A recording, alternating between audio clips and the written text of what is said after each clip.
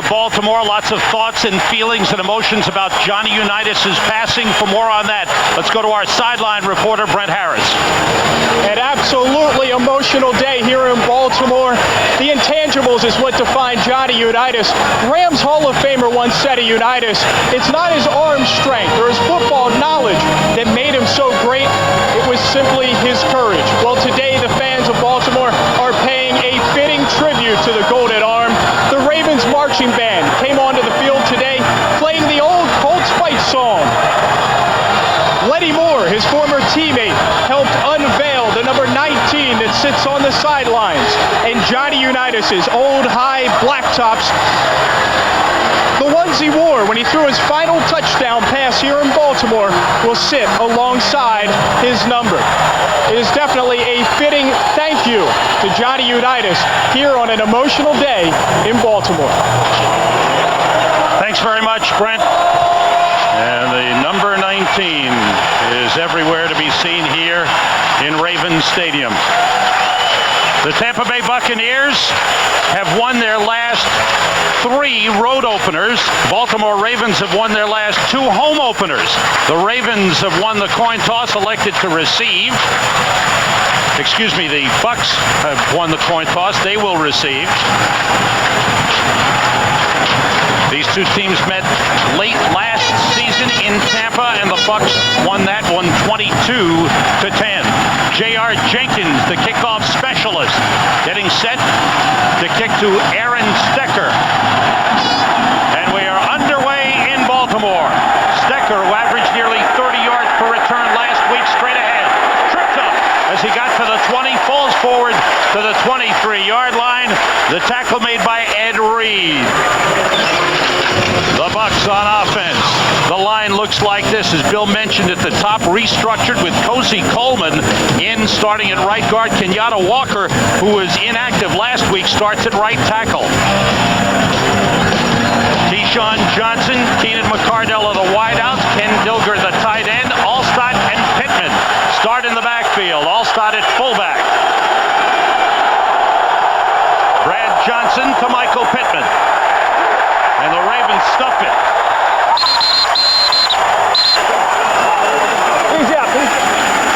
Ravens defensively in a rebuilding mode. You'll see a lot of youngsters. They still have a core of veteran stars in that lineup. They've switched to a 3-4. Kelly Gregg, the nose tackle. Tony Weaver, the rookie out of Notre Dame. The linebackers, the familiar Peter Boulware and Ray Lewis. Ed Hartwell played well last week. Cornell Brown starts this week. Ed Reed, the rookie out of Miami, a first-round draft pick. 2nd and 10. It's Alstott out of a one-back formation. Gets up close to the 25-yard line. It was Ray Lewis with penetration. He didn't have all that much penetration last week, Bill. No, and for this side of the ball, as you look at it, the Tampa Bay Bucs offense and the Ravens defense, both of them kind of in an overhaul mode. Both of them trying to learn new schemes, new terminology of playing. But last week, there was a feeling out process. The team on this side of the ball that gets the early hand, the hot hand, will dominate this game. Bucs come out with 4 wide receivers. And the toss to Pittman.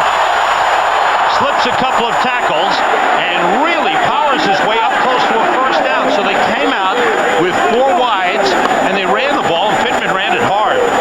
Well, a lot of times when you play the 34 defense, and we'll be talking about this a lot, I played nose tackle in a 3-4 alignment, and things that bother it are when you spread it out. When you get their offense all spread out. That time with the 4 wides, it creates seams. Now, at the end of this is just Michael Pittman dragging and plowing his way forward to pick up the first down. 2 tight ends in. Marco Battaglia now shifts to an H-back position, and Pittman flanks out to the left. Brad Johnson gets time, and he hits Keenan McCardell, who throughout his career has played very well against the Baltimore Ravens. That's his 79th career catch against the Ravens, a pickup of 8 on the play, and Ray Lewis seems to be shaken up a little bit.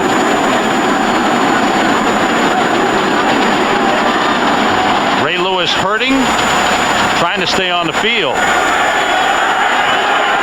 Collects himself and stays in. 2nd and 2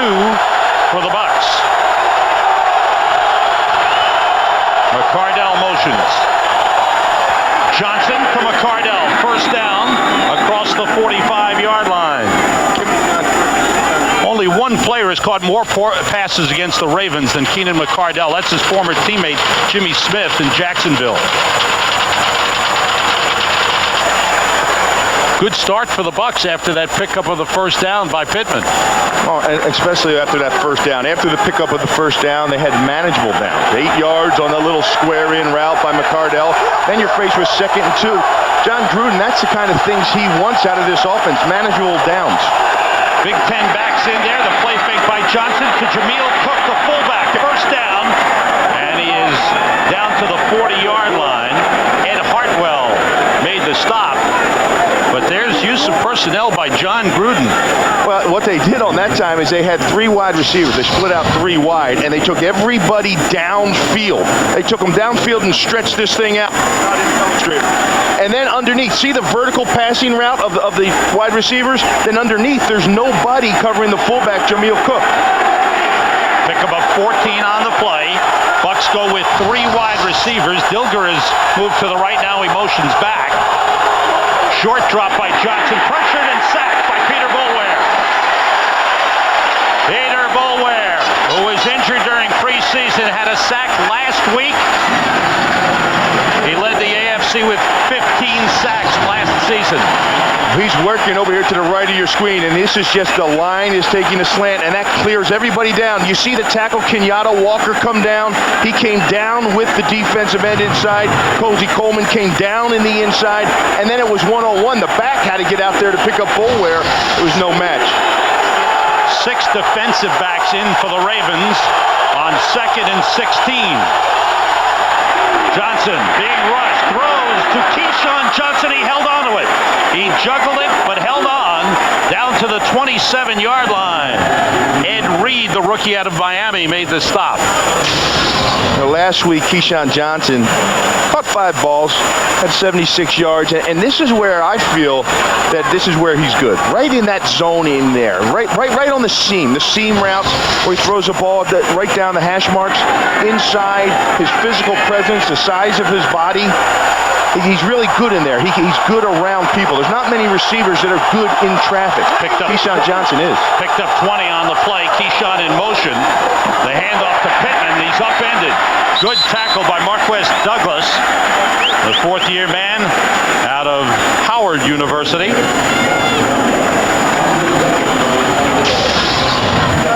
Marquez Douglas is number 94, and where he's going to be, he's to the right side, the left side, right over the guard, Kerry Jenkins, 71, and he just takes that shoulder, just jumps in that gap and then closes inside, disrupt. Anytime your defensive linemen get across the line of scrimmage, it's tough to get your running game going. 4 wide receivers for the Bucs. Pittman, the lone back. Pittman carries, bounces it outside. Nice run by Michael Pittman inside the 20. Was hit by Alvin Porter and Ed Reed. Ray Lewis also tracked him down on the play. Good run by Pittman. Oh, outstanding. He starts to sink to the right. You know, he's kind of like Sonic the Hedgehog, you know, that video game. He starts one way, stops, and then his feet are going, and then he stops, and it gets going again. And when he gets it, he gets a head of steam going real fast out of a dead start. 3rd and 2 for the Bucs. 3 wide receivers for Tampa Bay. Alstott in the backfield. Johnson being rushed, gets it out to Alstott, and he's tackled by Anthony Mitchell. Stopped short of a first down. And Mitchell, with a strong play, man who made his first NFL start last week, comes up from his strong safety position to make the tackle on Mike Alstott. So a good drive by the Bucs, stalls inside the Ravens 20, and the field goal kicking unit is on. Martin Gramatica will attempt a 36-yarder. Marquez Douglas is what stopped that drive. They were having manageable down and distance until he was disrupted in the backfield. Tom Tupa is the holder. Mike Stowell, the long snapper. And the 36-yarder is through. Gramatica was 2 for 4 last week. He starts off perfect. And the Bucs Bucks take the opening kickoff. A good drive that stalls and Grammatica puts 3 on the board. Tampa Bay has the lead.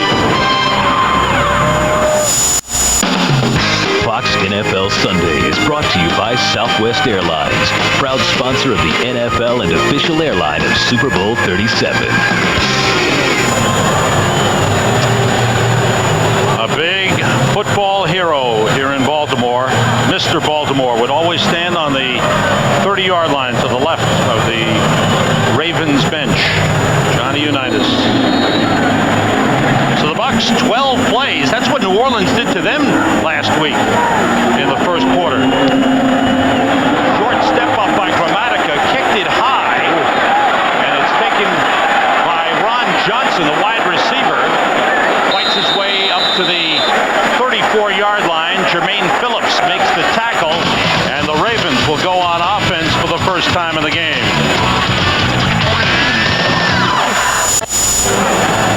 The memory of Johnny Unitas lives on. His high-top shoes, the number 19. Chris Redman, very close to Johnny Unitas, wearing the modern-day high-top shoes in honor of Johnny Unitas. Both of them alumnus of Louisville. That's correct.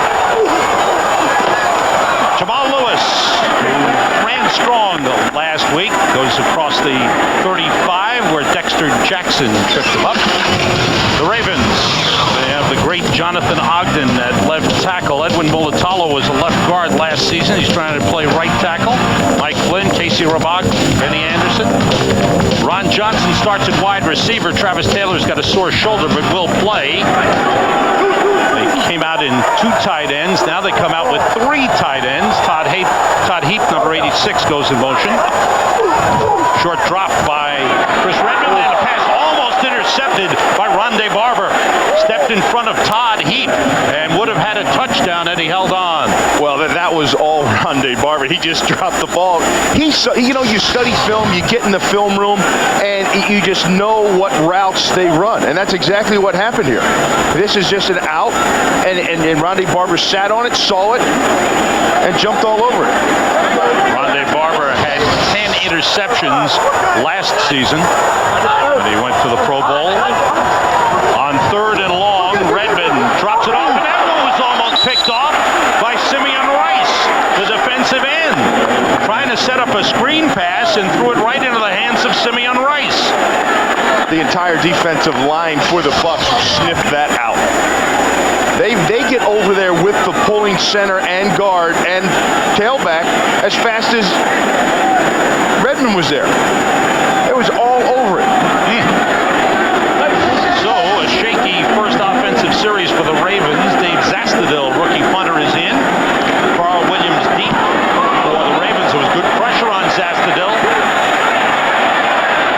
It rolls down close to the 20-yard line. Turns out to be a good punt for the Ravens. They'll return 43-yard punt. Baltimore Ravens cut short on their first offensive series. Monty Kiffin, defensive coordinator for the Bucks, had to be happy with the first series. His team stops Baltimore for 3 and out. They were very unhappy with their tackling last week. Last week, 12 plays on the first drive, 11 plays on the next drive. 2 tight ends for the Bucks. Pittman bulls his way across the 25, picks up 5 on the play. 5 carries, 21 yards for Michael Pittman. Take a look at the first quarter ball control for the Bucks. Last week, they were out there for 6 plays in the whole first quarter, Sam. Yeah. Right now, they're at 11 plays, dominating the first quarter. Only 6 minutes to go in the quarter, and it's role reversal. Now they're putting it on Baltimore. Baltimore only 3 snaps so far offensively. Michael McCreary is in at right defensive end for the Ravens. Pittman and Allstott with Johnson checking off. The short drop, it's out to Pittman, and he races down the sideline and steps out of bounds up at the 38-yard line. It's a first down for the Bucks. 12-yard pickup. This week, the The Bucs want to protect Brad Johnson. Last week, he was on the ground a lot. Despite the fact that he connected on a good percentage for his passes, he was being hit, and the prayers were going out. Please save Brad Johnson. It continued on and on. He was sacked 3 times, hit 22 times, knocked down 17 times, and he told us he was sore and exhausted after that game. Well, you know, watching the tape, they can't keep that up because the guy wouldn't make it through the season. And one thing I noticed is that last week there was a lot of they were behind. They were trying to get something going, and there was a lot of 7-step drops. And he's a sitting duck at 7 steps. So far in this game, they've come up. It's been 3 and 5 steps, and the ball's been coming out quick. Aaron Stecker in the backfield. Johnson, 7 for 7 as he connects with Stecker. Lewis chases him down, brings him down to 42. Short pickup on the play. How about all that movement and motion, Bill, for Tampa Bay? Well, it is deceiving a little bit at times, and it can confuse a defense, and it changes the strength. Just as I say, 3 and 5 steps drops, he shows up in a 7-step drop. But the key thing is there's the offensive line and the good protection up front, and that's where it was lacking last week. Posey Coleman in for his first action. He was injured before the first preseason game, and Kenyatta Walker, who started at left tackle last season, now starting at right tackle. 3 wide receivers for the Bucs. Everybody out. Johnson completes to Pittman. First down. Out of bounds. Near midfield. We've got an NFL update. It's coming your way, courtesy of JB. Sam and Bill, Joe Horn and Aaron Brooks had big plays on his 68-yard drive, but it's Deuce McAllister, capping it with a 4-yard run to pay dirt. 7-0 Saints over the Packers. Back to Sam Rager and Bill Moss. I got to tell you what, JB, the speed of that New Orleans team is just unbelievable. Offensively and defensively, collectively, you talk about team speed. First down at midfield. Alstott with his first carry of the game gets a couple of yards. Danius Thomas, number 96, made the stop. How's Mike Alstott fitting in to the John Gruden offense, you think, Bill? Not yet. Not yet. I think what you have in him is a guy that right now is a situational player. He's not a true fullback. We've established that years ago in the aspect of a lead blocking I-back type of guy. He's a guy that's a big back in a single back set, has some swivel to him, and is very good at catching the ball out of the backfield. 3 wide receivers for the Bucs. Here comes Bulware on the rush.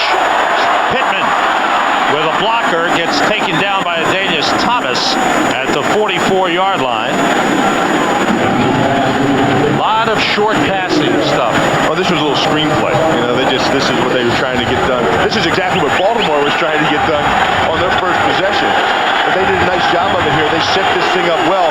And what bought that thing time to develop is the backpedaling. Brad Johnson, being a veteran quarterback, he knew he just kept dropping back, and the rush kept coming at him.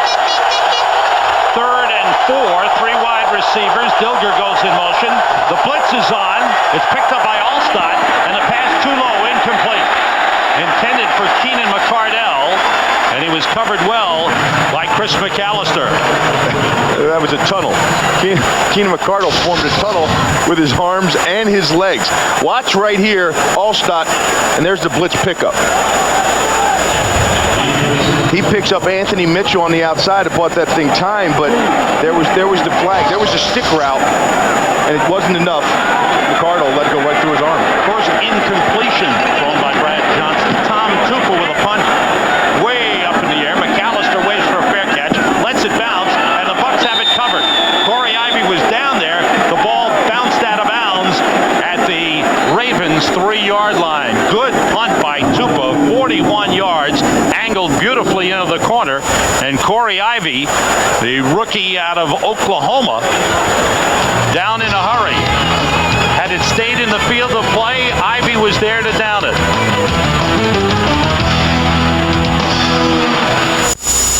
Fox NFL Sunday is brought to you by Sprint. Introducing PCS Vision. Clearly a whole new way to look at wireless. By Enterprise Rent-A-Car. We'll pick you up. By Taco Bell. Think outside the bun.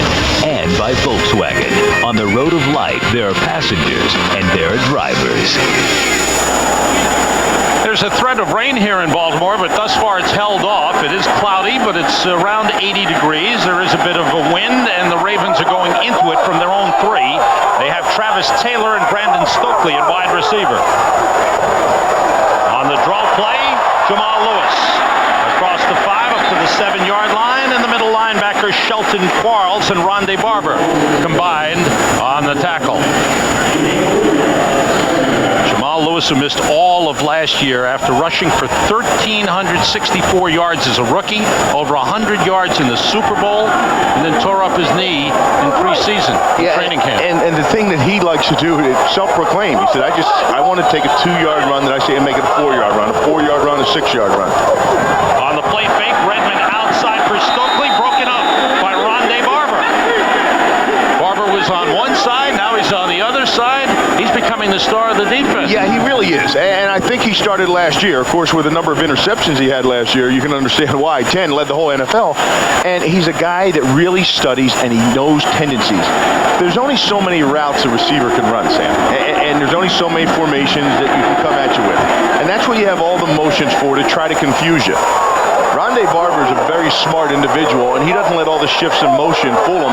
He studies the body parts and what routes are going to come out of him. Redmond is 0 for 3 thus far on 3rd and 6.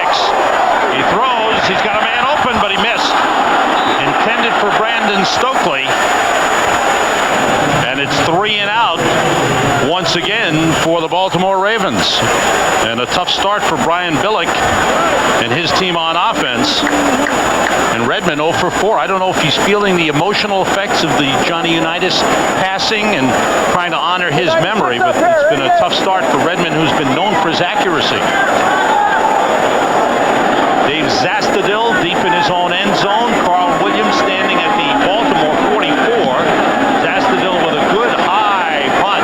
Backs up Williams to the Tampa Bay 44. Avoids a couple of men. Trying to pick up some blocks. He does. Williams trying to get outside. Zastudil, the punter, trying to stop him. He's around him. Williams going to the end zone. Touchdown. Touchdown, Carl Williams.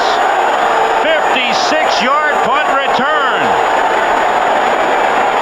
The 5th punt return for a touchdown in Carl Williams' career. You know, and he waited to pick up a couple of blocks, Bill, and then he broke it. Well, yeah, as you watch this thing, he's going to start out to the left here, and then he's going to bring it all the way back when he sees the flow of bodies going this way, and then he stops. He waits. He waits for Rondé Barber to throw a key block there.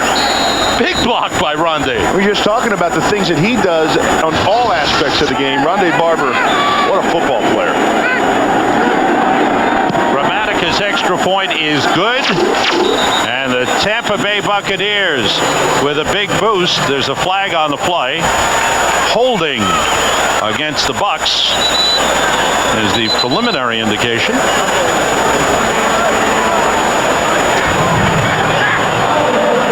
Offense. Number 81. 10-yard penalty. Replay the try. It's Marco Battaglia, the tight end. So that'll move the Bucs back 10 yards. He's the wing on that side, and they had some problems. The Bucs field goal unit and extra point unit had some problems last week. Got one blocked, and it's a unit I'm sure all week long that they were working especially hard on. Tupa's the holder. This will be a 30-yard extra point try. And it's right through. Grammatica on target. The Bucs, with Carl Williams providing the big touchdown return, lead 10-0.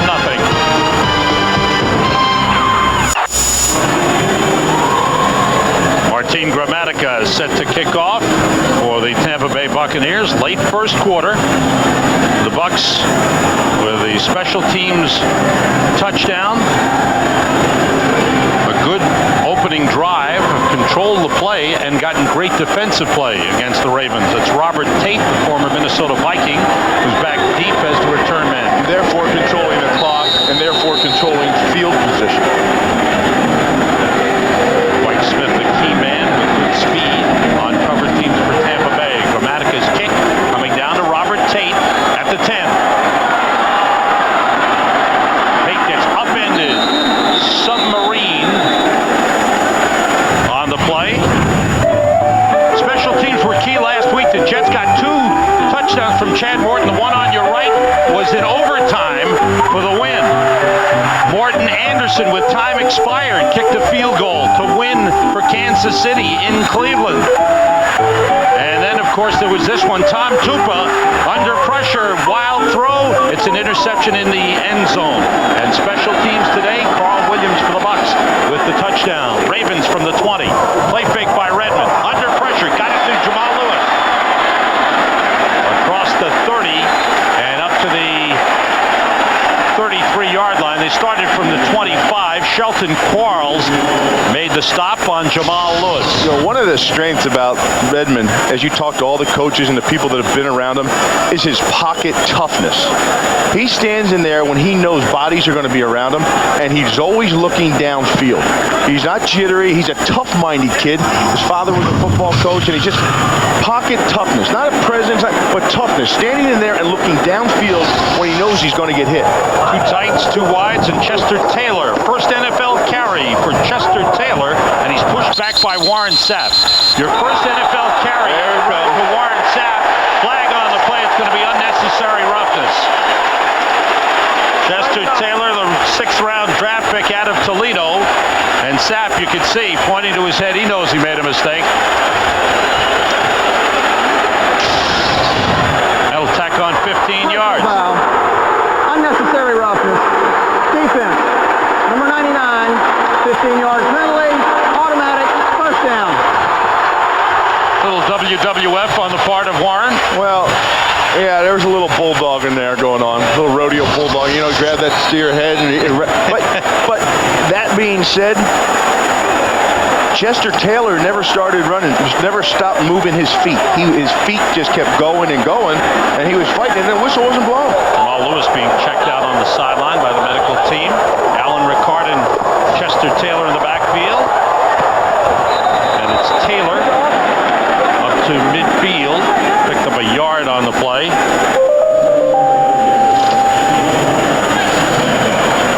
Checking his side or his ribs.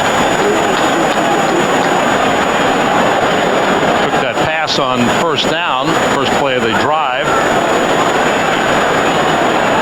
Got popped when he was on the ground, too. Excuse me. 3 tight ends for the Ravens on second down. Everybody out. Redmond goes outside to Todd Heap. He's hit immediately. Good play by Brian Kelly.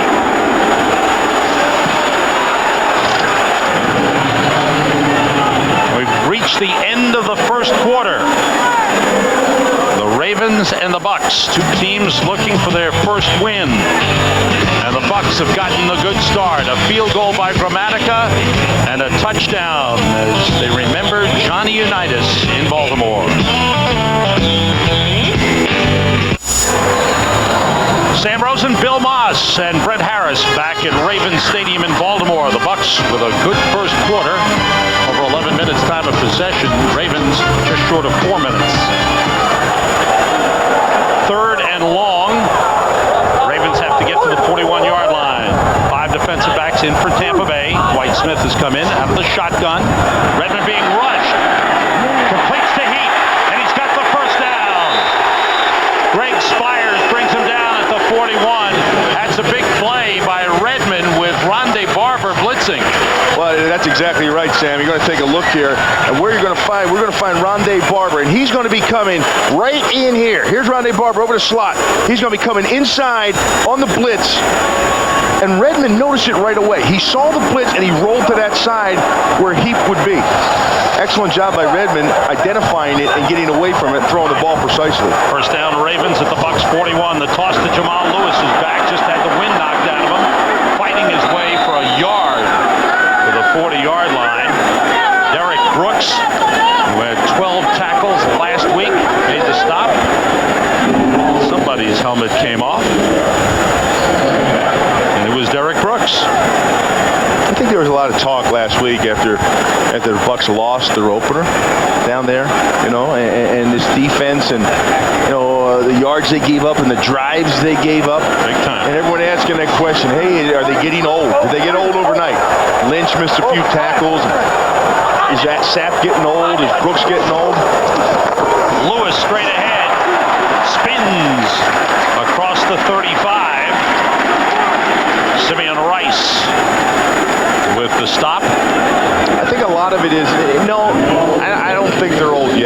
think, yeah, you know, the nicks and injuries that you accumulate over the years, they affect you a little bit, but I think you play in that same defense all the time. And sometimes you take for granted the things that you need to do hard over and over and over. They have only one guy over 30 years old on that starting defense.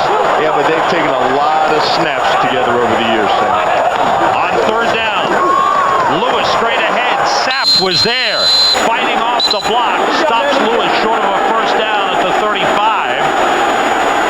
Is going to bring up 4th and 4. And let's see what Brian Billick decides to do. He's sitting on the punting unit. Well, take a look at Sapp. He's right there, 99, and he's going to just jump inside on that. Well, that's quick recognition. When you have third down and 4 or 5, you're thinking pass, and you're going to get upfield. He takes that hard step up the field, and then he comes back down underneath when he recognizes it's run. That's a quick reaction. Carl Williams is standing at his 10. Dave Zastadil punts it way up in the air, bounces down at the 3, takes a Ravens bounce, and it is down at the 5-yard line. Bart Scott was the man who downed it. Good field position for the Ravens defense.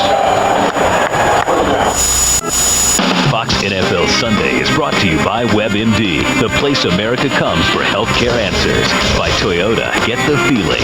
By the flame-broiled Whopper from Burger King, America's favorite burger. At BK, you got it. And by Dr. Pepper and your local Dr. Pepper bottler. Be you. Nothing's better. Dr. Pepper. Baltimore defense 2 years ago, the best in the NFL, restructuring this year. Anthony Weaver on the line, Ake Kimoyatu, free agent pickup, and Ed Reed, first-round draft pick. The youth starting for the Ravens. From the 6, the Bucs, Allstott, hit for a loss. Good penetration by Cornell Brown, who's back starting at outside linebacker. Take a look at Cornell Brown, number 90. He's going to be right here. And what he does is he attacks this thing to the outside. Once he realizes what it's going to be. See him fight through it, squeezing down on the read, and then fighting through the gap. And that's gap control. A 34 defense is playing 2 gaps. You just don't go 1 gap like Tampa Bay does. Allstott and Cook in the backfield. Swing it out to Allstott. Hit and drop the ball. The pass is incomplete. Chris McAllister with a blast on Mike Allstott.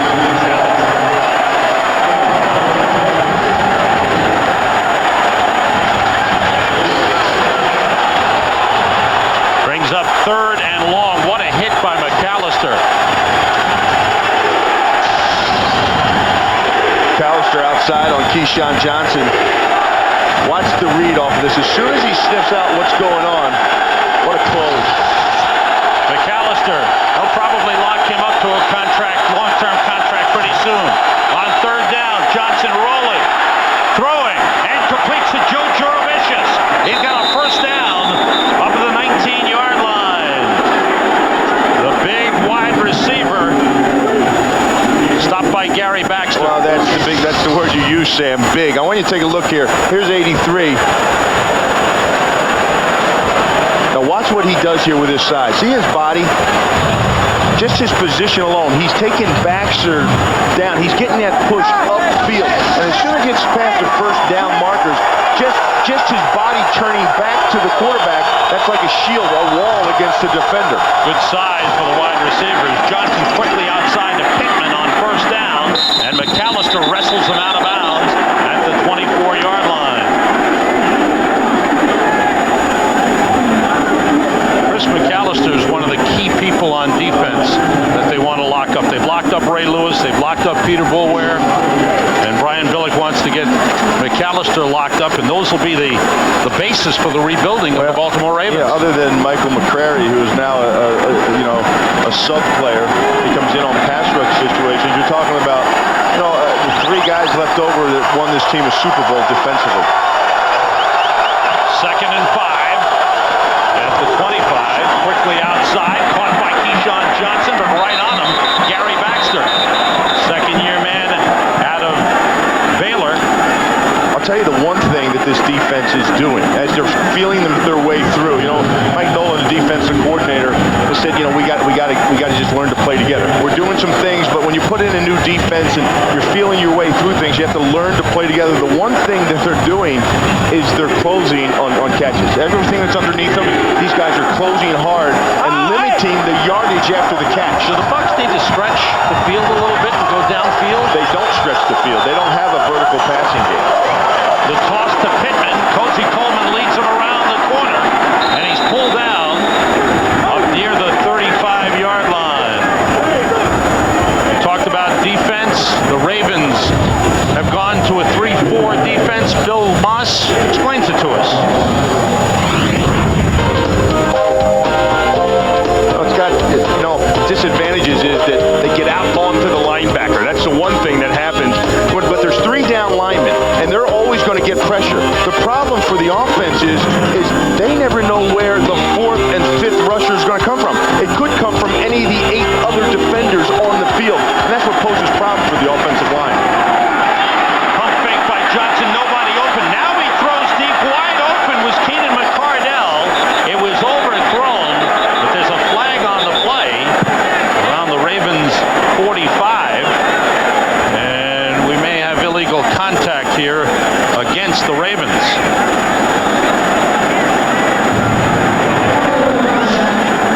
Defense.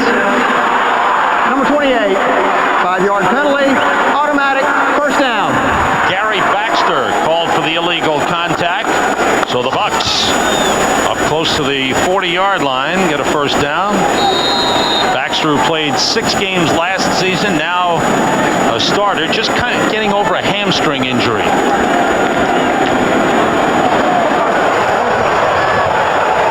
Allstott and Pittman in the backfield.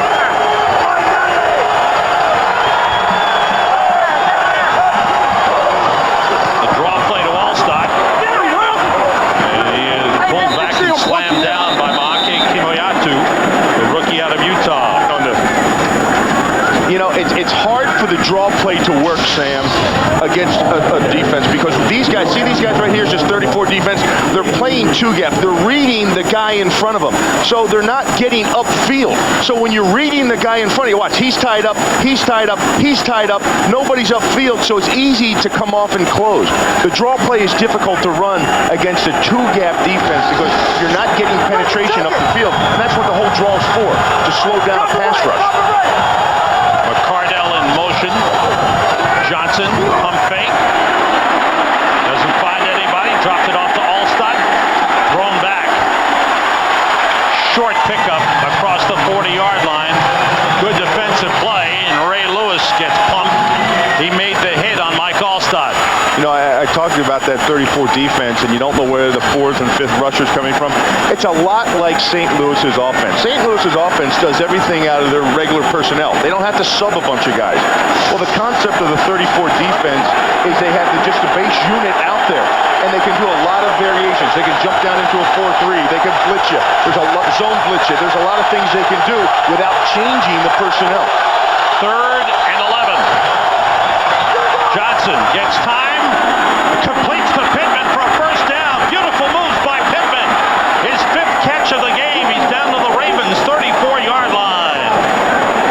Michael McCreary finally caught up to him from behind. Brad Johnson is now 13 for 15, 125 yards, and time of possession is over 30 minutes for Tampa Bay. Well, the pass protection was good. Look at the time he has back there, and that ball's thrown right on the money because Ray Lewis had Michael Pittman out of the backfield. And then there's that Sonic the Hedgehog thing I was talking to you about. Stops, and he goes, and then he stops here, and he chops his feet, and he runs over here. 5 catches for Pittman. Allstott straight ahead on first down, gets a yard. Well, they talk about wanting to run the ball more. Tampa Bay's passing game has been brilliant today. Yeah, and a lot of it has to do with the fact that the offensive line is giving him protection. See, last week they faced a mad blitzing team against the New Orleans Saints, and they were a little bit in disarray. And some of the schemes that Jim Haslett comes up with in New Orleans are really deceptive. You engage with this guy, then he runs back in the backfield, and another guy comes, and you don't see much of the blitzing yet from New Orleans. You're going to see it as they get, from Baltimore. You're going to see it when they get closer to the red zone. 11th play of the drive for the Bucs. Under pressure, Johnson gets rid of it, intended for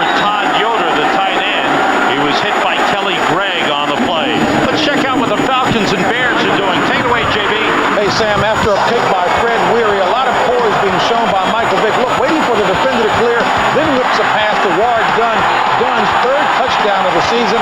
Atlanta trying to come back after a heartbreaking loss to Green Bay last week. Up 7-0 over Chicago. Sam and Bill. Thanks, JB. Doesn't Michael Vick look good to you, Bill? I mean, he looks like a new player out there. He looks quick.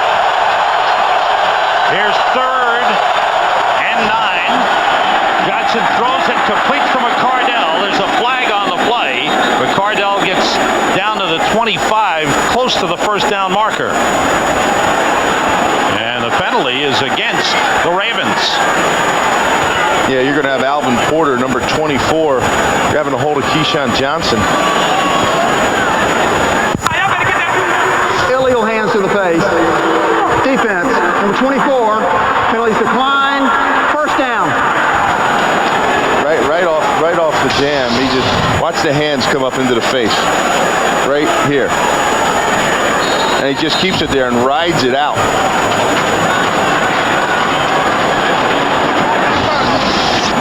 Alvin Porter having to cover Keyshawn Johnson. That's a size mismatch. First down for the Bucs at the Baltimore 25. McCardell in motion. Pittman carrying. And a short pickup on the play. Maybe a yard. Total ball control for the Bucs in his first half. Here's a look at that front. You see, here's a 34. They're tightened down here a little bit. They've got guys here, 1, 2, 3, and then this is the linebacker up top here, and then there's 40. Now, this is what gives you a 4-man look in the line. That's exactly what that does. Now you go into the 4-man look. See, that's Boulware with his hand down on the ground at the top, and now you have a 4-man front look. That's where the deception comes in, and you can do a lot out of it. 4 wide receivers for the Bucs. Johnson under pressure. Throws incomplete. Flags on the play. In the Ravens' backfield. It's against Baltimore. Looks like a holding. Holding. Defense, number 58. 5-yard penalty. Automatic. First down. Peter Boulware called for the hold. So penalties creeping in for the Ravens. And see, now that's where he had to widen out there in the slot. And that's where you maybe get a little bit of a mismatch. Not that he hasn't played there before, but here it is right here. There's the hold. Tries to get Keyshawn Johnson. See, and for Peter Boulware, he, in all fairness, he's a pass rusher. To me, when I think of him, and when he has to drop back in the slot or widen out in the slot and cover that slot receiver, that's tough. The toss to Pittman. And he gets inside the 20 to about the 17. Ray Lewis and Cornell Brown in on the stop. Pittman 7 carries, 28 yards. Hey, and when you take a look here at your guy, the old giant, number 83, right here. That's Joe Jurevicius. Watch him in motion and watch him come down inside and crack on the defensive end. That's Tony Weaver, the rookie out there. That's something new you learn playing out there when you're a rookie. You don't expect the wide receivers to come down and crack on you, and you don't expect them to be that big. 15th play of the drive for the Bucs. On second down, Johnson completes to Allstock. Lost the football, but out of bounds. And it stopped it around the 12-yard line. Cornell Brown, Chris McAllister in on the hit. Brad Johnson has been sacked once today after being sacked 3 times last week. But he's only been hit 3 times. And he has had a strong first half. 15 for 18. This drive started on the 6-yard line and has lasted over 7 minutes. Second drive of the first half that's gone over 7 minutes for the Bucs. The play fake, Johnson drops it off incomplete. Trying to get it to Marco Battaglia. The tight end, Chad Williams, rookie out of Southern Mississippi. 6th-round draft pick, was all over Marco Battaglia.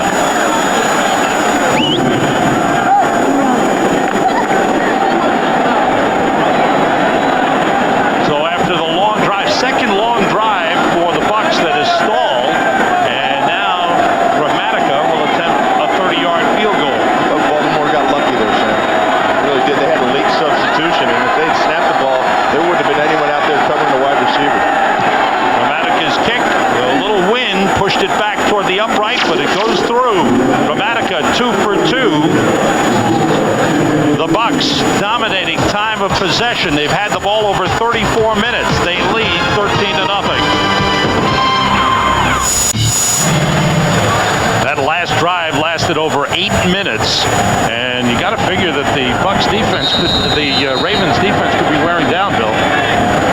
Well, they're doing okay against the run, but where they're not holding up is the open routes of all the receivers. Dramatic is kicked to Robert Tate 1 yard deep. Tate falls forward to about the 28-yard line, and the Bucs with a 13-0 lead. The Ravens need to get something going on offense.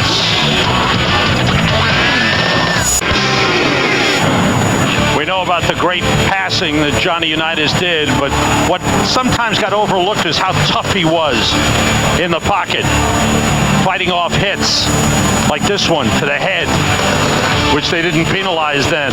Or how about that head slap? Johnny stood in the pocket, took the hits, completed the passes. The great legend of Johnny Unitas. You know, it's funny how the things you used to be able to do to the quarterbacks and the things you can do now. Redmond under pressure, gets rid of it, almost intercepted by Al Singleton, and it falls to the ground.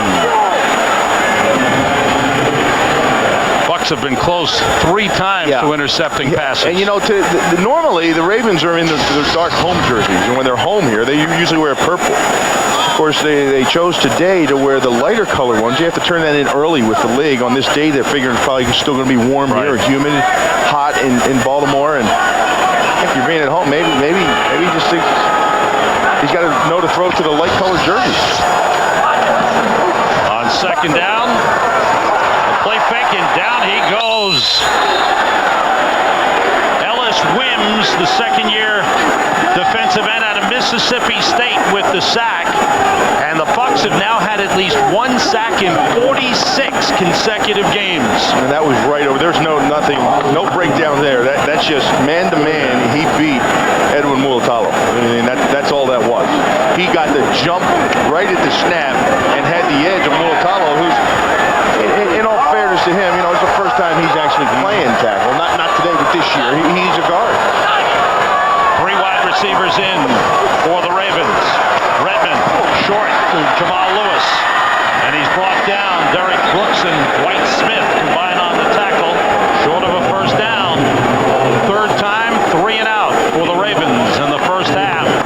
Have to correct the time of possession. We're trying to get the exact time, but it's dominated by the Bucs. I said over 30 minutes before, and that certainly is incorrect since we're still in the first half. The time of possession way in favor of the Bucs. Carl Williams had a 56-yard return for a touchdown earlier.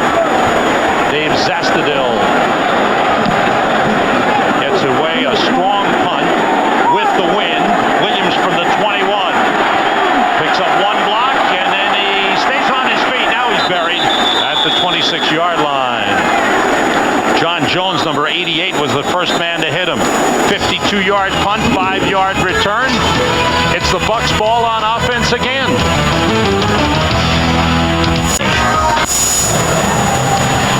Now we have the correct time of possession, and it's still way one-sided for Tampa Bay, 19 and a half minutes. Ken Dilger, the starting tight end, has got an ice bag on his right elbow and is out. Did you just say way? Way one-sided? Way one-sided. No. Way? Dropped it off to Allstott. With room to run, he barrels his way up to the 44-yard line. Ray Lewis and Chris McAllister make the stop.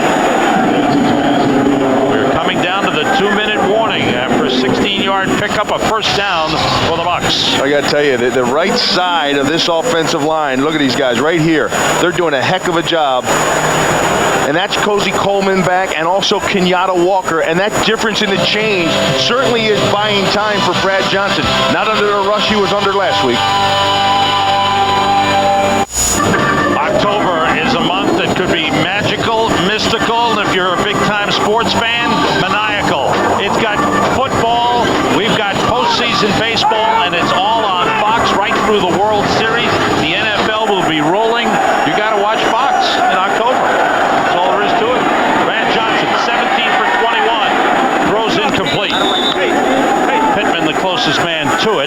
pressure from Peter Boulware on the play. You know, I think Baltimore needs to find a way to create pressures. I know they're young and they're still learning a lot of the defense, and you don't want to gamble too much, especially with the rookies that are out there and the young secondary. But unless they find a way to get pressure to Brad Johnson, they're not going to come out of the passing downs and the passing situation and have the passing success that they're having. You've got to force them to do something else. Can you do it even with the short drops that Johnson is taking? Yeah, oh, absolutely. Get up in his face. He throws outside, completes to Joe Juravicius, pushed out of bounds by Anthony Mitchell at the 47-yard line. Second catch of the game for Joe Juravicius. Former Giant, had a big year last year and signed as a free agent with the Tampa Bay Bucks. He seems to fit this offense pretty well. Well, he loves it. I talked to him earlier this morning downstairs in the locker room, outside the locker room, and he just loves the things that they do down there. He just says he feels rejuvenated. He's got a new life. He felt like he was beat down before, Sam. He said he just feels like Gruden just picking him up, just injecting him with energy. Bucks have called timeout. Talk things over on a 3rd and 6. Brad Johnson has had a terrific first half. Yeah, and the big thing is, I think, is that he's had the time to do it, Sam. You know, last week, as you mentioned, saw a little package we put together of all the hits he took.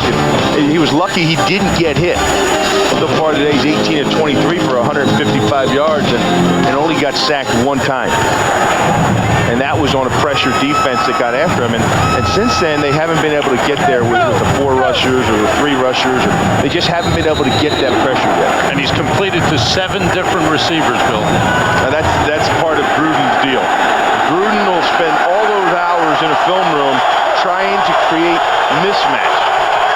Get a linebacker matched up with a running back. On 3rd down, Johnson hit as he throws deep, and it's out of bounds. Overthrown with Joe Juravicius downfield. Big pressure on the play by Adalius Thomas. And Chad Williams. And that's the free safety. Little safety blitz. Yeah, and he came in, and that's the Dickel package they had in there, and they came in and he got some pressure. And that's what you have to do, I think, to slow down Tampa Bay. If you don't get pressure on Brad Johnson, you know where he's going to be. He's going to be sitting right there in the pocket. Either 3, 5, or 7-step drops. He's going to be right in the middle. You got to get there. Second punt of the game by Tom Tupa. A line drive toward the corner. McAllister lets it bounce and through the end zone. It goes for a touchback. And don't forget, at halftime, we've got the Visa halftime report. JB, Terry, Howie, John Elway's in the studio. They'll check out scores, highlights from around the league, and of course, the Fox Sports ticker keeps you updated with up to the second stats. John Gruden. Michael Pittman is his lead running back after Warwick Dunn went to Atlanta. Yesterday I saw him in the hotel lobby. He had on an authentic number 19 Baltimore Colts jersey, said Unitas on the back. I'm glad to see that the players recognize it. Jamal Lewis, it's a couple of yards. Well, John Elway said it in the pregame show that Johnny Unitas was the guy that built the popularity of the league, helped build the popularity of the league, and they wouldn't be sitting where they are today. The players wouldn't have what they have today without Johnny U. Yeah, but you know, a lot of times the modern day athlete doesn't recognize the things that some of the pioneers of the game, people that played this game at an entirely different state of mind, an entirely different state of finances as well. Second and long, the play fake by Redmond. He fires and completes to Brandon Stokely. Big pickup by Stokely up to the 47. Wakes up the crowd. The best offensive play of the game by the Ravens. 25-yard pickup. Now Brian Kelly, the corner outside. Well, this is going to be to the other side, actually. Brian Kelly on the other side, he just played a little bit too aggressively. He was up in that jam, and he bit hard on the outside, and he came with a slant back over the middle. First catch of the game by Brandon Stokely. The Ravens, now out near midfield, use their first of 3 timeouts. 53 seconds remaining in the first half. A half dominated by the Bucks.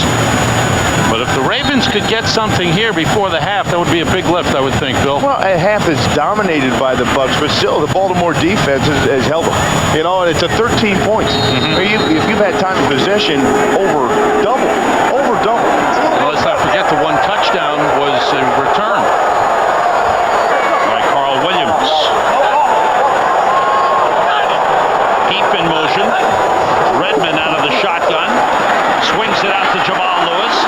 Try to roll over Rondé Barber, but Barber is an outstanding tackler. Brought him down at midfield, and the Ravens use another timeout. That's smart. Brian Billick says the master plan is for 1 year. 1 year of pain, and then get back into the playoff mix. Well, that's his plan. He thinks he can do that with take the salary cap hit, take it for 1 year. Let's not drag it out over several years. Let's really take a thumping this year and get these young guys some experience and find out what we can get when we get a little bit more cap room. You know, build through the draft. They've done an excellent job over the years of building through the draft. I feel Phil Savage, their director of college scouting, is one of the tops in my opinion. But I don't know if there is a master plan when it comes to football, especially when it comes to athletes. You know, it's really hard to see what you're going to get. Sometimes you just fall into things. I think San Francisco's living proof of that. They fell into Jeff Garcia. Yes, they did. Or they may still be rebuilding. On second down from midfield, the blitz coming all out. The pass is dropped. Thrown a little behind Travis Taylor. But it certainly was a catchable ball.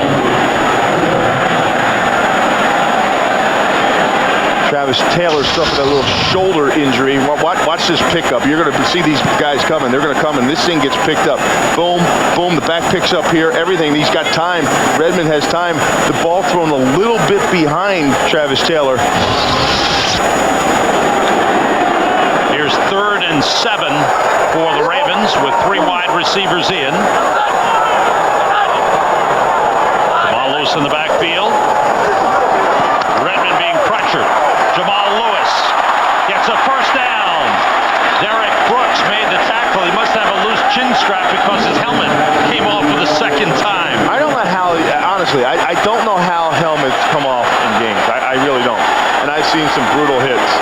I just don't understand the fitting of it. If your helmet is that loose and it pops off like that, to me, it's not fitted properly. Redmond spiked the ball on first down to stop the clock. Ravens still have 1 timeout remaining. When I used to take my helmet off, I'm telling you, it was an effort. Now, yeah, I know. Go ahead with the big head jokes, okay? But honestly, it was like popping a champagne cork. You got to pull that thing out and pull it out. It was tough, and I think that's. Wait a minute. It always amazed me. You know, I talk about quarterbacks' concussions, and I see their helmet popping off left and right. Well, heck, if there's that much room in there, no wonder your head's smashing against the side of the helmet.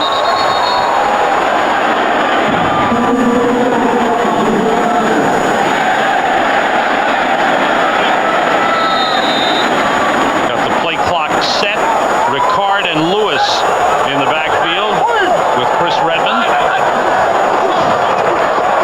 Redmond with time throws deep for Stokely, and it's incomplete.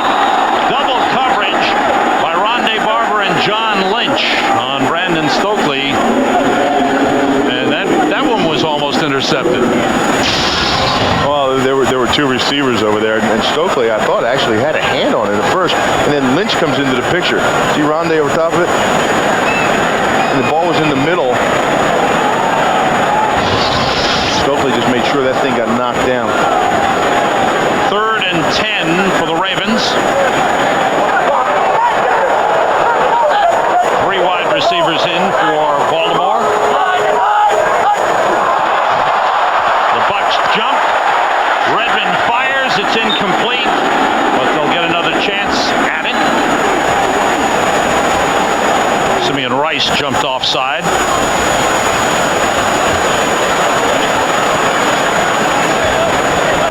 Offside. Defense. Number 97. 5-yard penalty. Repeat 3rd down. That was the hard count by Redmond, and that's one thing the Tampa Bay Bucs defensive linemen do. They know that was a veteran move actually by Redmond. Pretty smooth in the pocket. You know, he has 16 seconds on the clock, and he's back there. He's thinking about, hey, I got to drive this team down. I'm thinking about scoring. And a lot of times in 2-minute situation, the quarterback's going on the same count, Sam. He gave him a hard count there and bought himself a free shot and 5 yards. 11 seconds remaining. They've got time for a play and a field goal try. Heap in motion.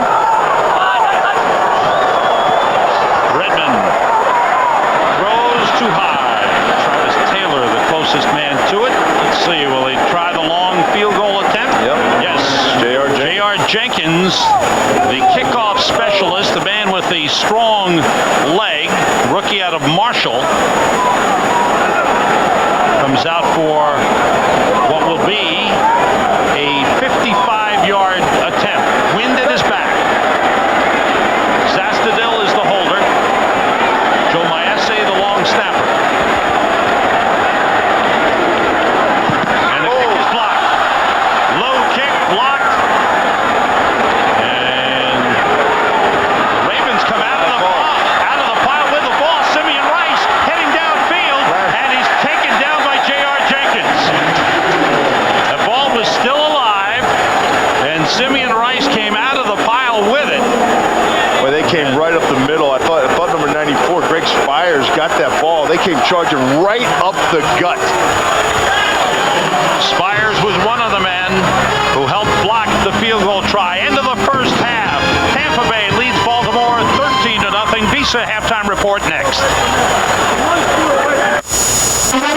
The Visa Halftime Report is brought to you by Visa. It's everywhere NFL fans want to be. And welcome to the Visa Halftime, along with Howie Interior. Yours truly, James Brown. Let's get you caught up on the action in the NFL at halftime. Not pretty with Tampa Bay. A little disagreement along the sidelines. And Tampa Bay's up, though, by 13. The Ravens honoring the great Johnny Unitas, who passed away this week. All going to miss him. Football action, hard to get going, but let's get it going. Carl Williams on this punt. Takes it up, goes inside, turns on the speed outside JB. 44 yards, then takes his play on his own 44. Takes it in from 56 yards out. Tampa Bay off and running is Gruden on the sideline. Bucks up 13-0. Gruden and Keyshawn Johnson got into it on the sideline. Brett Favre 5-0 in the dome, counting college. But this game starts off wonderful for the Saints. McAllister, 4 yards, touchdown, 7-0. Saints. Favre then. Pass is deflected, picked off. There it is. Gun that baby. There it is.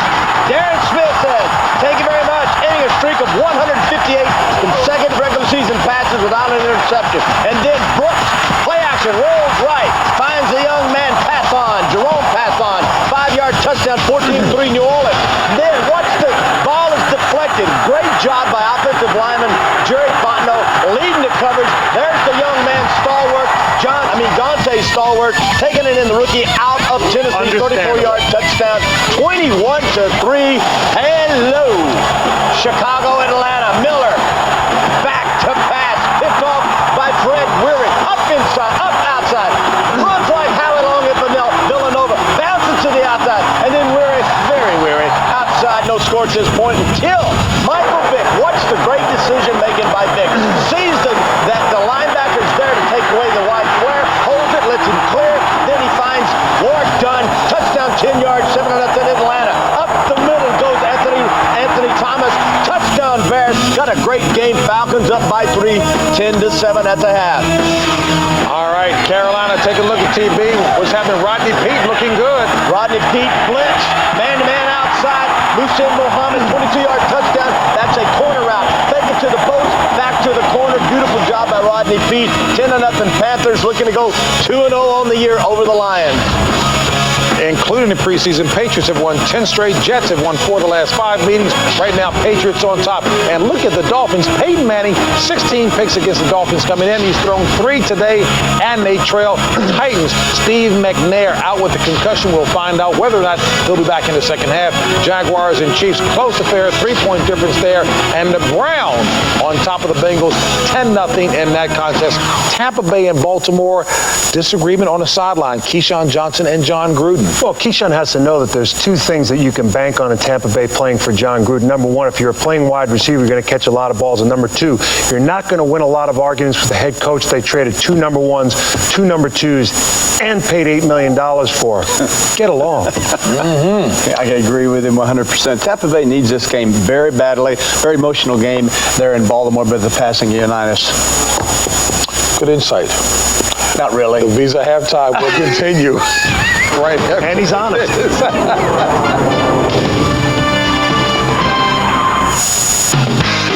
Visa is proud to celebrate the fans this season.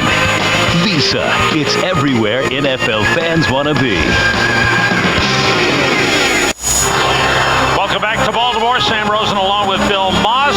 Buccaneers with a 13-0 lead, and they blocked the field goal try right at the end of the half. Bill, take us through it. Yeah, well, I want to take a look here at John Lynch and Shelton Quarles. These guys actually push Chartrick Darby, 91, and Wims, 96, through the gap. See your arm extended right there?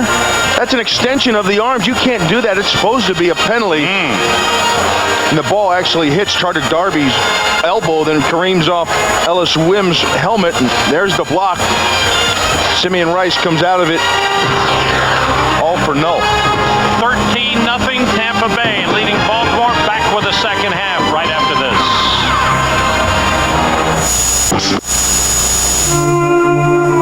I'm a combat photographer. And you gotta carry a weapon. If things get so bad that you have to put the camera down, then you gotta be able to fight back. When you see a child sitting there all by themselves, you're thinking, where's the parents? Do they even exist? But it's something emotional. It's something that's going to make American public stop and look at that photo and say, I understand. What can we do to make things better over there? Back in Baltimore, where today, along with the rest of the National Football League, we honor the memory of the great Johnny Unitas, who passed away this past Wednesday. Johnny Unitas, just one of the great quarterbacks, known for that flat-top haircut, the black high-top cleats, a 9th-round draft pick of the Pittsburgh Steelers in 1955. He was cut after 5 preseason games. The Colts signed him as a free agent, and boy, they signed something special. He led the Colts to so many big wins, none bigger than the 1958 NFL Championship game at Yankee Stadium against the Giants. He led the drive late in the fourth quarter to a tying field goal, and then in overtime, he led the drive with Alan Amici capping it off with a 1-yard touchdown run. The game known as the greatest game ever. Johnny Unitas passed away at the age of 69. And yes, everyone will miss Johnny Unitas. Some memories of Johnny? I think the big thing that why he was so enamored by everybody is not only was he a great athlete, but he kind of stirred the emotion that every American has. He wasn't overly talented. He got cut by the Pittsburgh Steelers. Just a desire and the passion to compete. And I think it just exuded out of him every time he stepped on the field. And I think that's what has captured everybody. Heck, he's bigger than Cal Ripken is in Baltimore here. He helped put Baltimore on the map. You're talking about small markets and different things. He made Baltimore, and these fans still, before the game, I almost teared up. I gotta be serious. The emotion that went through this stadium.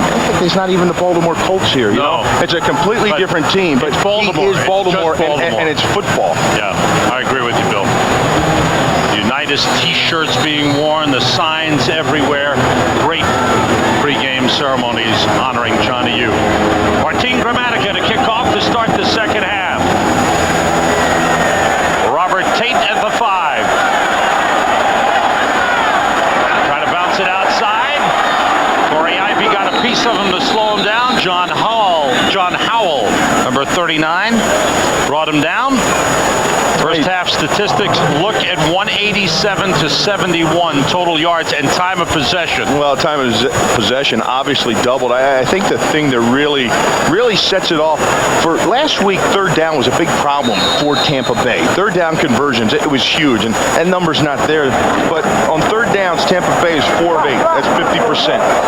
Baltimore is 2 of 7. Ravens wanted to run the ball more, but Jamal Lewis has carried only 6 times for 15. He fumbles, it's still loose. Redmond goes back, still loose. The Bucs have It's a safety, excuse me. It's a safety. The ball bounced off the pylon. The pylon. The result of the play is a safety. That's because the pylon is in the end zone. This year. Well, no, it's in bounds this year. It used to be in the end zone out of bounds. Right. This year it's in the end zone in bounds if you hit the inside of it. So when it goes into the end zone, that's when the ball becomes a safety. Jamal Lewis never had the handle. Redmond tried to pick it up. Lynch tried to pick it up, and right there it becomes 2 points. It was close to going out of bounds. It turns into 2 points for the Bucs. So things start badly for the Ravens, and you just sense the air let out of the fans on that first play as they were hoping to get something going. Jonathan Ogden was hoping it was a touchback. But 2 points on the board on the safety. And now the Bucs will receive the free kick. John Lynch, he knew he had a chance for 6. And for Chris Redmond, it's been a rough afternoon.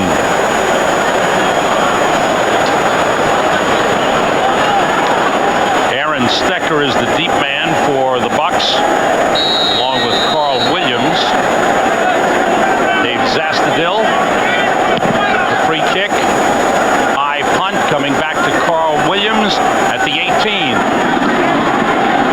Nice cut by Williams. And another. And gets up close to the 40-yard line. Chris Redmond, his first year as a starter. 0 or negative yardage on 13 plays. And only 5 plays of 7 yards or more.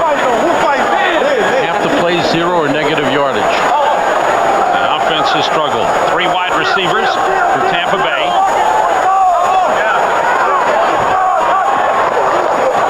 Michael Pittman. Hard run up to the 45-yard line. Picked up 5 on the play.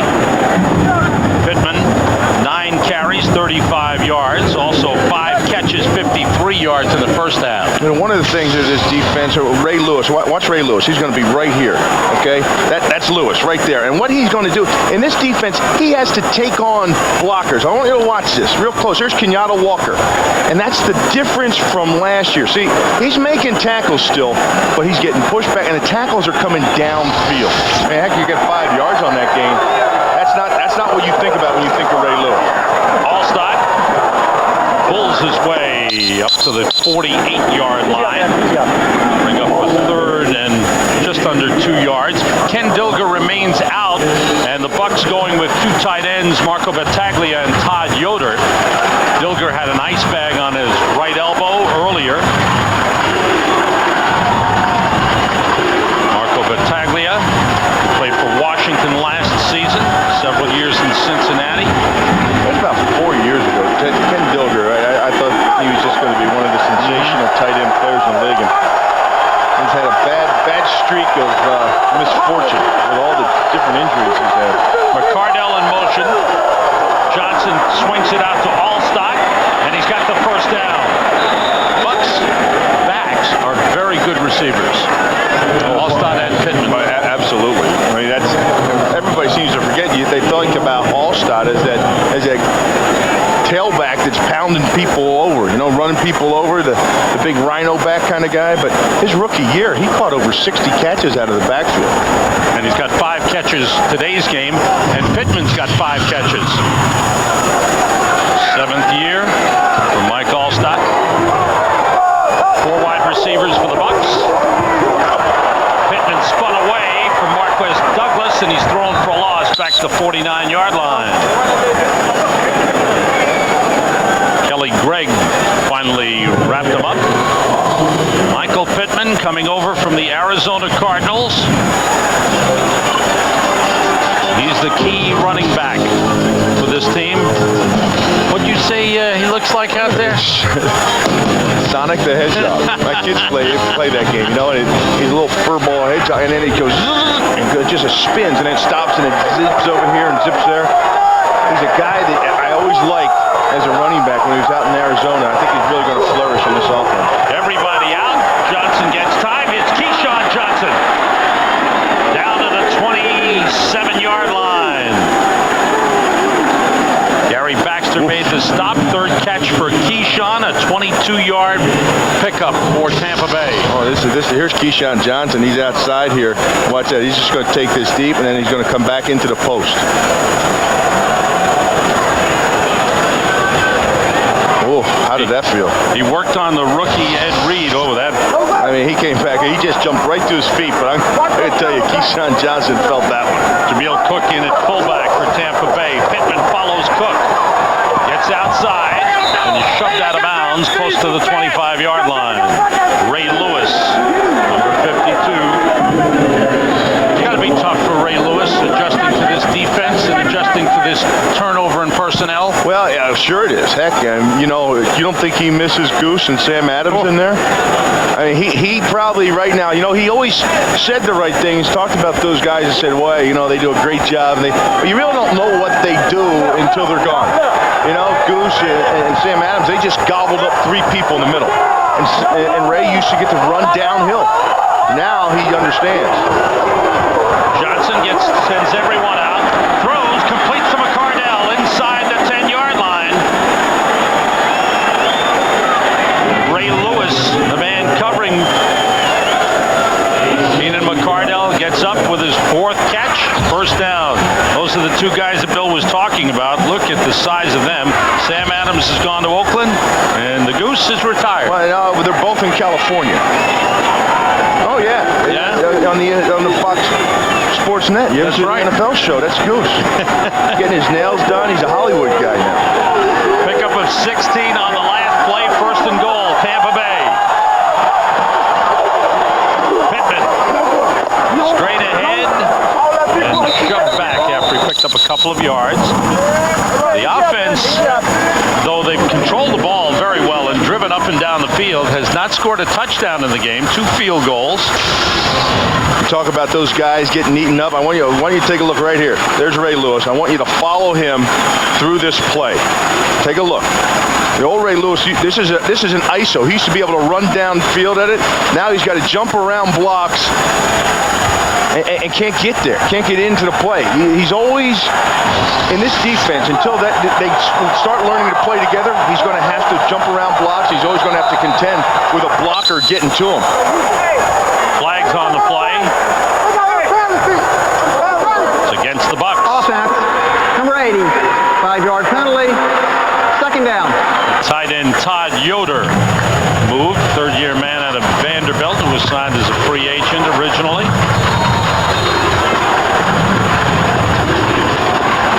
Sets the Bucs back 5 yards to the 13-yard line. Once again, Tampa Bay controlling the ball. Allstott, the lone back.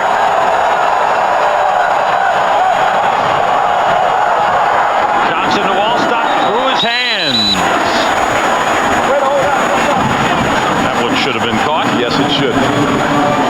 And Allstott knows that. And so does Gruden. Yes, he does. John Gruden seems to be happy in Tampa. Spent time there. His family was there. His dad worked there with the Bucs organization. He's got his brother now as his assistant coach. Cook and Pittman in the backfield on third and goal. Flags go again. And we'll check it out. Somebody moved on the line for Tampa Bay. False start. Offense, number 71. 5-yard penalty. Third down.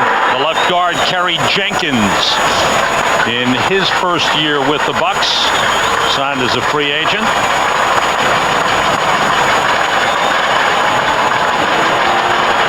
Solid lineman, coming over from the New York Jets. Ball back to the 17-yard line. It's 3rd and goal. 3 wide receivers for Tampa Bay. Pressure on Johnson. Screen pass to Pittman. Got a block from Cozy Coleman. But he's pulled down by Gary Baxter. Short of the 10-yard line, around the 11. And the field goal kicking unit comes on. You know, I got to give credit to the Baltimore Ravens defense. You know, this team, this franchise here has always had that tough-nosed defense, and then they've set records, and they've done such an outstanding job. Heck, they won a Super Bowl with it. And today, with all these young guys, they're still, with this Gruden offense and throwing the ball all over the place, giving up all the yards, they're just limiting them to field goals. Grammatica is 3 for 3 as that one is perfect. And the Ravens defense has stiffened deep in their own territory. Bucs offense has gotten 3 field goals. Fox NFL Sunday is brought to you by Porsche. Discover what only Porsche brings to driving.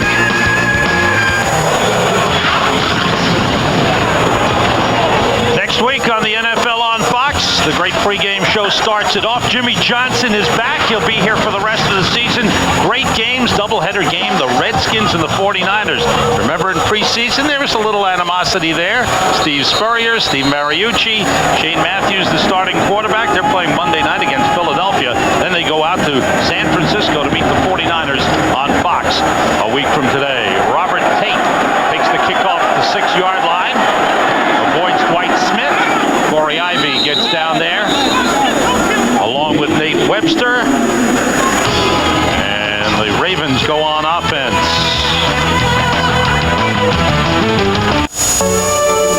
Well, it's a sad day, I think, for all football people. You know, what Johnny Unitas was as a quarterback is, he's a pioneer of the game as far as I'm concerned. He had a lot to do with the NFL being what it is today. You know, the guy had an unbelievable charisma on the field, and what a great guy. You know, he's always been the same. Johnny U will be missed forever. John Gruden was a quarterback at the University of Dayton. Remembering Johnny Unitas. On first down, John Lynch with the big hit. Stopping Jamal Lewis. Hey, did Lynch sniff this out?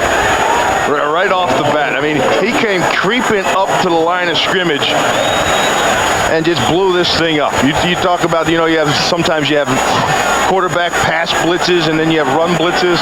That was a run blitz. They used a safety Lynch to just sniff it out.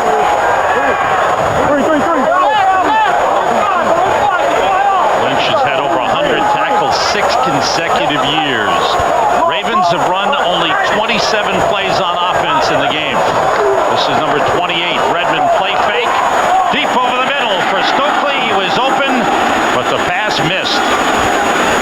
And the accuracy that Redmond showed last week at Carolina has not been there today. And the same that's been a staple of his career when he was at Louisville. He was always thought of as a highly accurate passer.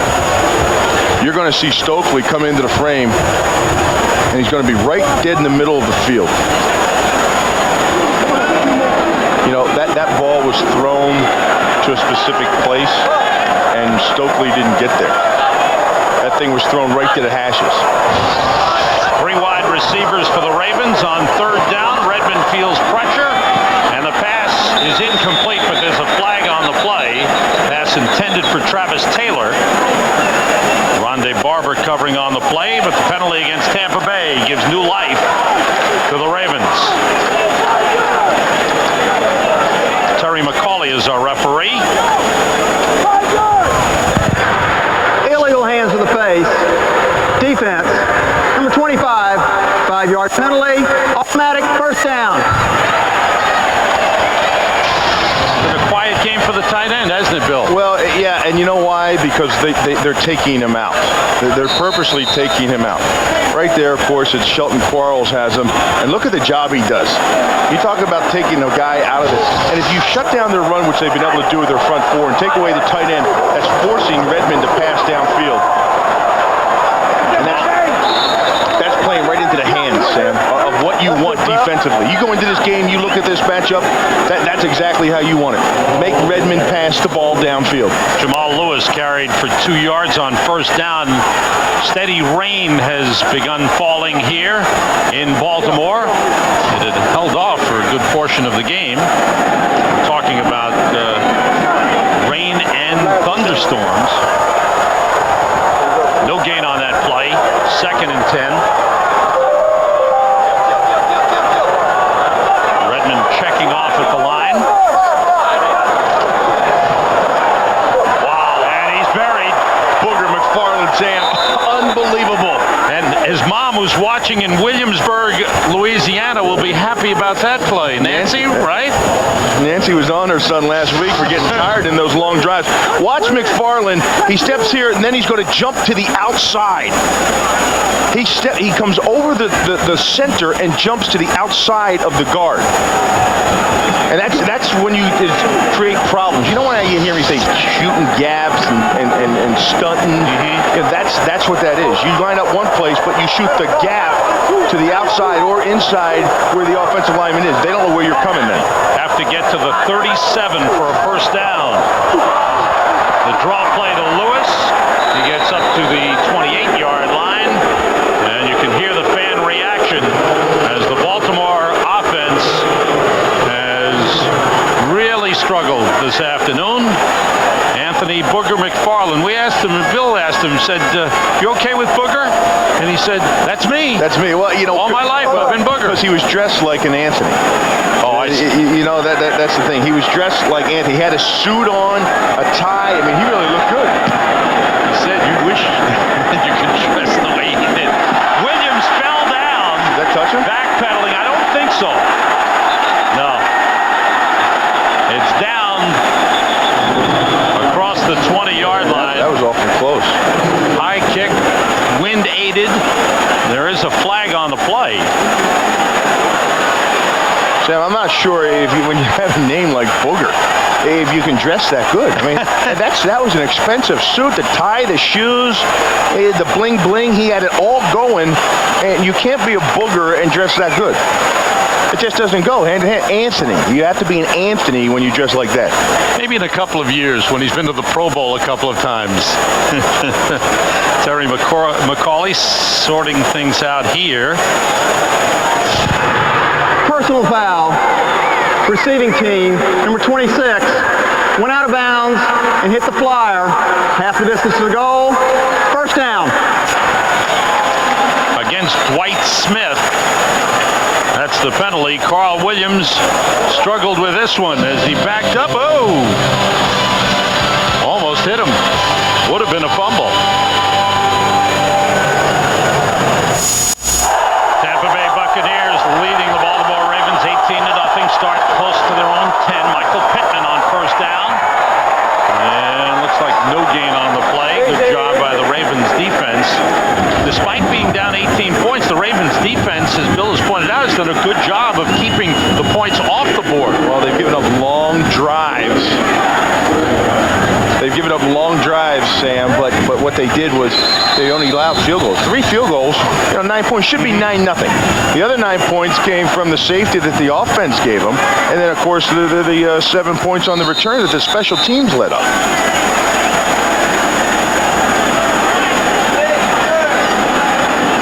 Michael Pittman is down after that run. He's being checked out by the medical staff. We'll step out for a moment. Michael Pittman still on the ground. They're bringing out the cart to take him off. This isn't good. Not at all. You know, this one thing about this guy, he's always been a hard runner and a very fast guy, Sam. Extremely fast. He's always had the injury bug. In his second year, this is his 5th year in the league. In his second year, he suffered some injuries that kept him out a good portion of the season. Played a full year in 2000. Last year, he missed 1 game. But he does play hard. Let's check out what's going on around the league. Back to JB. Sam and Bill, Saints creating their own opportunities. Take a look at Brett Favre out of the shotgun, hooking up with Terry Glenn. Hit hard by Fakir Brown, fumbled, picked up by Keo Craver. He takes it 38 yards to pay dirt, and it's 28-10 Saints on top of the Packers. That in the third. Back to Sam Rosen and Bill Moss. Good start to the season for the Saints. That defense does some good things, doesn't it? Well, I'll tell you, I broke down that film last week watching Tampa struggle with them defensively, and they did so many things that are just so deceptive to an offensive line, to the quarterback, and they do it with such great speed. I mean, they've got linebackers that are running down the middle of the field with wide receivers in the slot. Michael Pittman goes to the locker room for x-rays. Aaron Stecker replaces him, takes the pass from Brad Johnson, and is taken out of bounds up at the 18-yard line. Stecker has been a good story. Was a hero in NFL Europe, an MVP of the World Bowl. The Scottish Claymores. And you know what they told him over there when he was there? They said to Stecker himself. Yeah. He said, if it ain't Scottish, it ain't crap. That's what they told him. and so then he had to leave from there. But I tell you, this guy, he was the MVP of NFL Europe, and he's really developed down here in the Bucs system.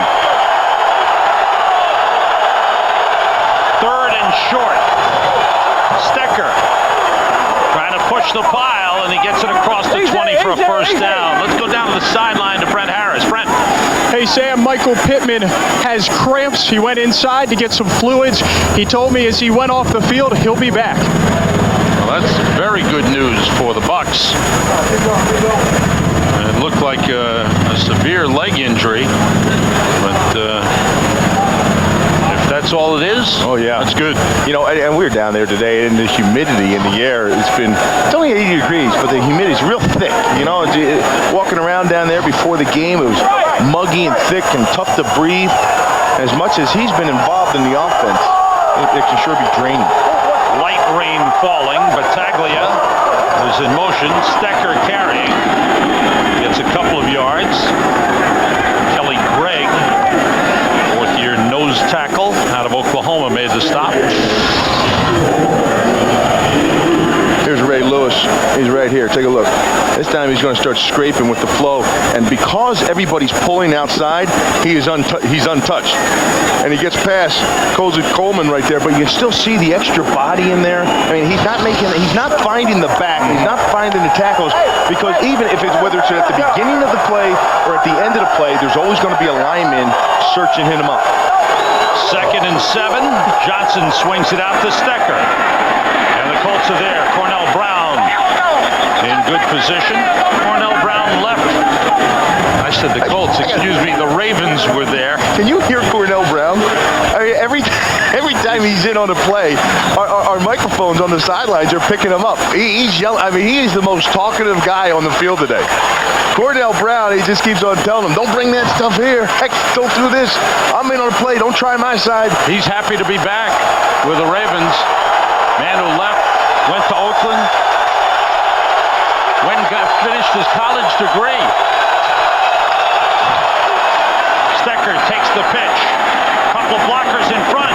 First down, there's a flag on the play. Stecker gets up to the 33-yard line. Good run by Aaron Stecker.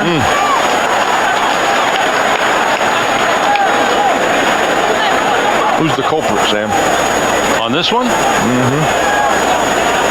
I was going against Tampa. Holding offense, number 83, 10-yard penalty, third down. The wide receiver, Joe Juravicius, gets called for the hold.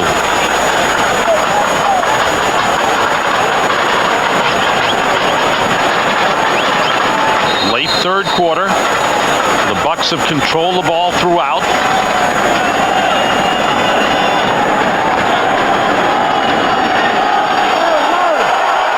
Three wide receivers for Tampa Bay with Allstott and Stecker in the backfield. Have to get to the 30-yard line for a first down. Draw play to Allstott. And he's brought down at the 29. Gary Baxter and Ray Lewis combining on the stop. Oh boy, you don't see this. You're not used to seeing this happen. Look, here we go. You have this is your sub package. You have 4 linemen rushing, but here's your nickel backers right in here. And these guys, I don't know how they get bit on this draw. Christie comes out here and leads this thing up. Ray Lewis doesn't get to Allstott until the very end.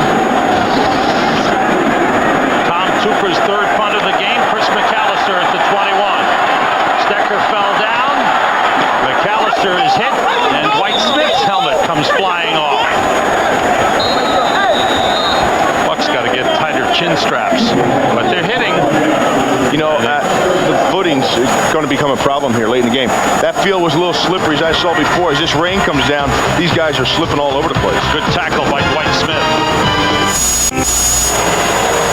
John Elway was the guest star on the pregame show today, but next week, Jimmy Johnson comes back, and he'll be back for the entire season, rejoining JB, Terry, Howie on the best pregame show there is. 12 noon Eastern, 9 Pacific next week on Fox. Travis Taylor takes the pass from Chris Redmond, gets up close to the 40-yard line, and the fans like that. Brian Kelly made the stop. Travis Taylor needs to step up for Baltimore. They've had a big transition in their receivers, and he needs to step up as a #1 receiver. Well, he needs to step up as a first-round draft choice, because every other first-round draft choice they've had here since '96 has performed to a Pro Bowler level. Jamal Lewis ran into John Lynch, pushed him back, and now the pile pushes Jamal. But it's a first down for the Ravens. Trying to get something going as we reach the end of the third quarter. Rain falling in Baltimore. It has not been a happy day for the Ravens. We reach the end of the third quarter, and Tampa Bay leading Baltimore 18-0. Fox NFL Sunday continues after these words and a message from your local Fox station. Sam Rosen, Bill Boss, Brett Harris back in Baltimore, where it's raining heavily. You don't have to put that over me. I don't need that. You want to stay dry. Here, buddy. Look at this guy. It's unbelievable. It's rough. Can that cover you, that whole umbrella? Hey, what will the rain affect now? You know, that comeback attempt of the Ravens? Well, that Bermuda grass, I do know this, is slippery when it's dry. And as soon as water gets all over it, it even becomes more so. It's like silk. You see all the divots around the field getting kicked up? Watch the traction. Redmond 8 for 18, 71 yards in the game, 1 for 2 in the second half, throwing deep, and it's incomplete. Intended for Travis Taylor. Rondé Barber covering on the play. We talked about Rondé Barber, who went to the Pro Bowl last year. He is an outstanding cornerback. How good is he? Honestly, you know, and you look at Rondé Barber, and you look at 5'10", 180 pounds. Not real sure what kind of an athlete he was, you know. He wasn't a running back like Tiki. Tiki can get away with that. You get a small guy, you're not real sure how they're going to hold up defensively. This guy plays as big as anybody on the field. 3 tight ends for the Ravens on 2nd and 10. Redmond being chased by Sapp, and the pass incomplete. Ron Johnson got his hands on it, took a hit from Brian Kelly. There's a flag on the play, and it's against the Buccaneers. That'll give Baltimore first down. Defense, number 51, 5-yard penalty, automatic, first down. Al Singleton, who has taken over as the starting strong side linebacker. Shelton Quarles moving in the middle linebacker. And Al Singleton, who really established himself in the league, as did Shelton Quarles as a special teams player. Finally stepping up as a starter.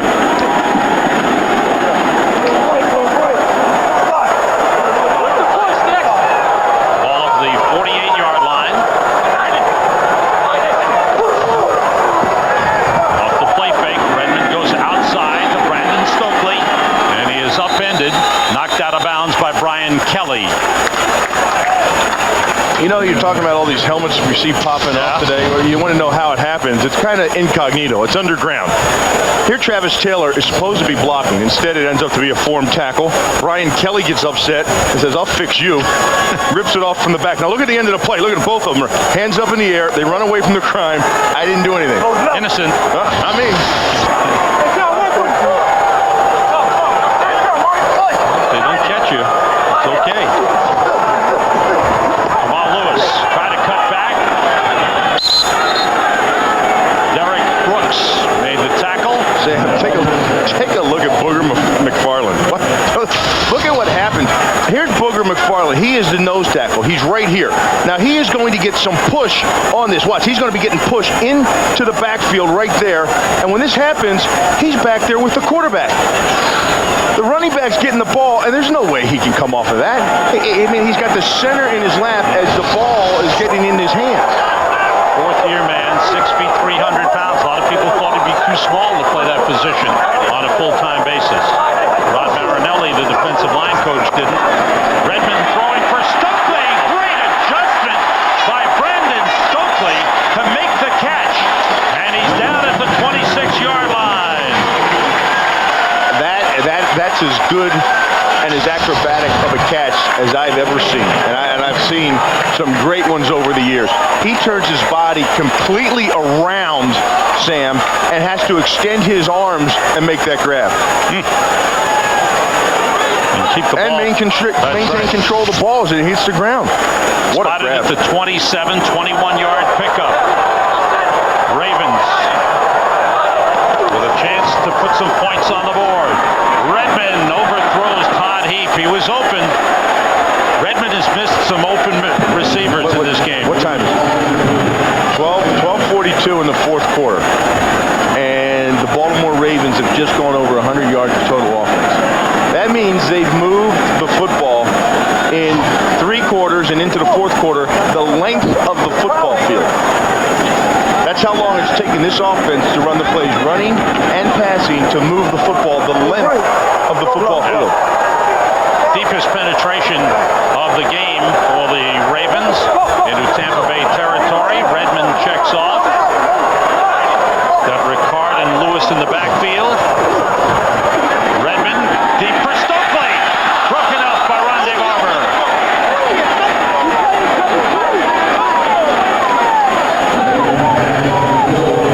Barber with another good play.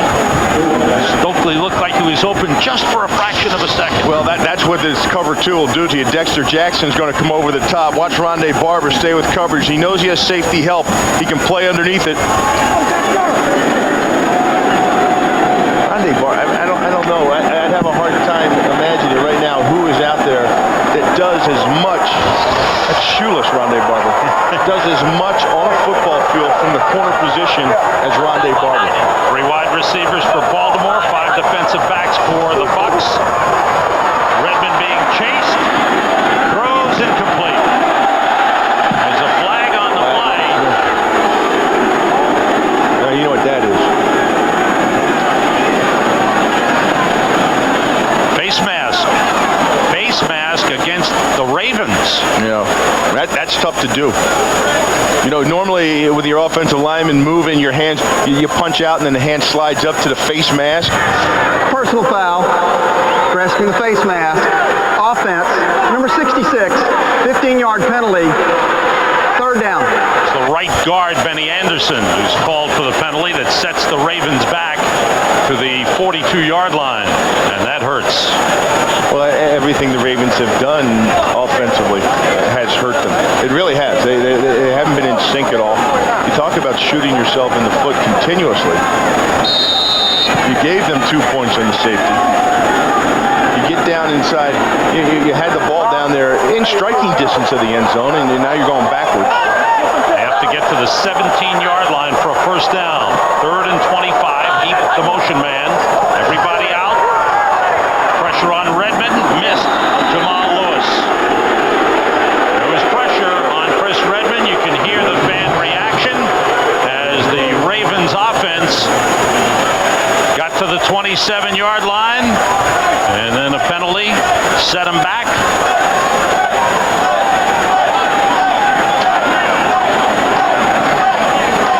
And Dave Zastadil comes into punt. Carl Williams is deep.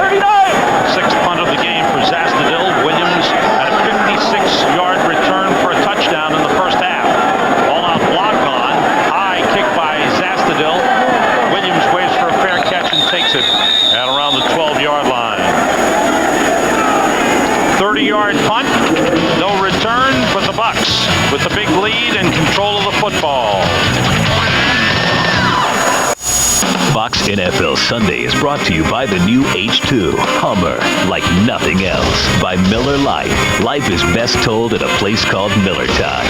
By Dockers. Go khaki with Stain Defender. And by DirecTV. Movies, music, and exclusive sports from the leader in digital satellite entertainment.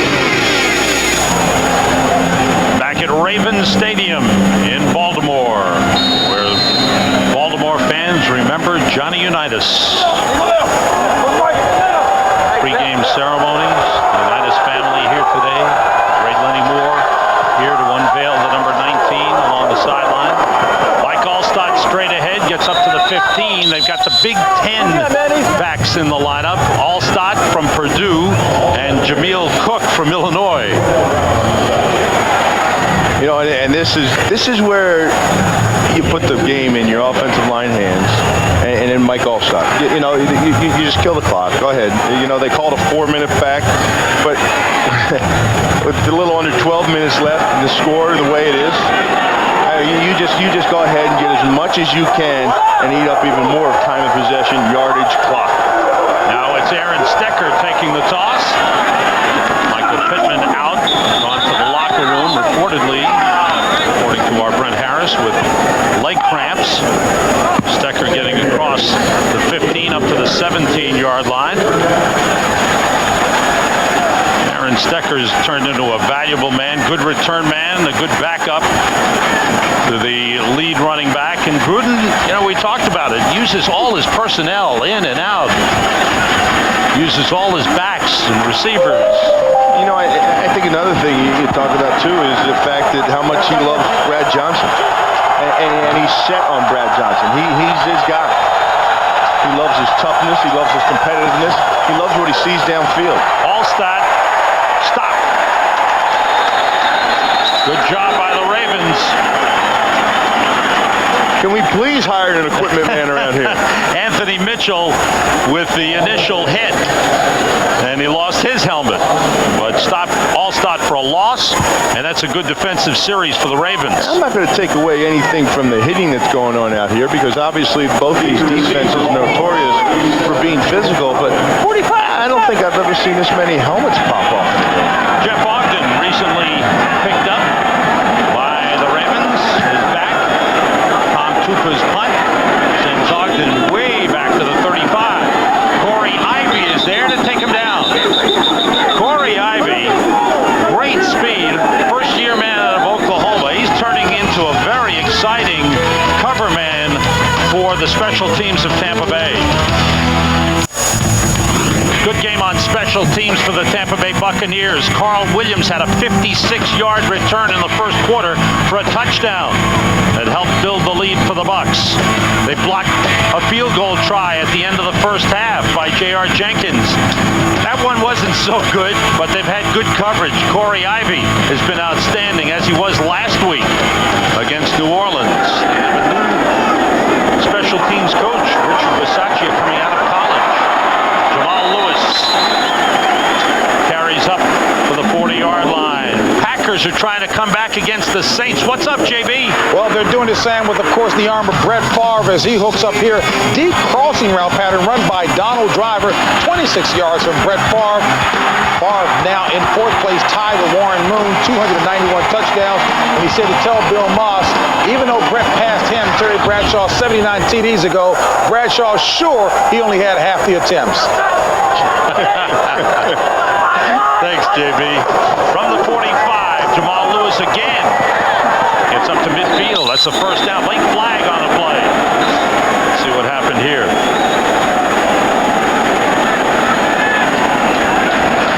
It's against Tampa Bay. Face mask. Defense. Number 94. 5-yard penalty. First down. Greg Spires called for the face mask. Michael Pittman did have leg cramps. He's gotten some fluids. He's back on the bench. Seems to be okay. That's good news for the Bucs. You know, JB was teasing about Terry, but I got to tell you what. You want to argue about quarterbacks on a day you remember in Johnny Unitas? Two of the greatest are in our studio today. You said it. Bradshaw and Elway. Redmond. Oh, Todd, he dropped it. Oh, what a terrible drop. Wide open. That one hurts as the Ravens try to get something going, build up some offensive momentum. And Brian Billick, he expects Todd Heap to be a 70 reception guy. Yeah, and he talked in the class of a Tony Gonzalez. You know, he says he's got that body structure, he's got that speed, exceptionally fast receiver in the 4.5, sub 4.5 range. And you know, the ball's a little wet out there, but he's a guy that needs to catch those passes in that area to help out Redmond and also this young offense. Chester Taylor's in the backfield. The play fake by Redmond under pressure. He connects with Taylor. Short pickup on the play. It was to Alan Ricard, the fullback, who made the catch out of the backfield. You know, you talk about the tight end passing tree and the places where the tight end ends up. And I think the most important thing is you know, the hook and the curl in the middle of the field. You know, the middle of the field, hook and the curl. And then, you know, the drags right behind the linebackers. Those things that come dragging across the middle of the field. They're safety valves, really, for a tight end. And a good one can occupy safety. So when you get one that can occupy a safety, that's when the stuff opens up outside. 3 wide receivers in for the Ravens. Flags on the play. Redmond throws and it's broken up by Derek Brooks. Intended for Travis Taylor. And let's check out the flag.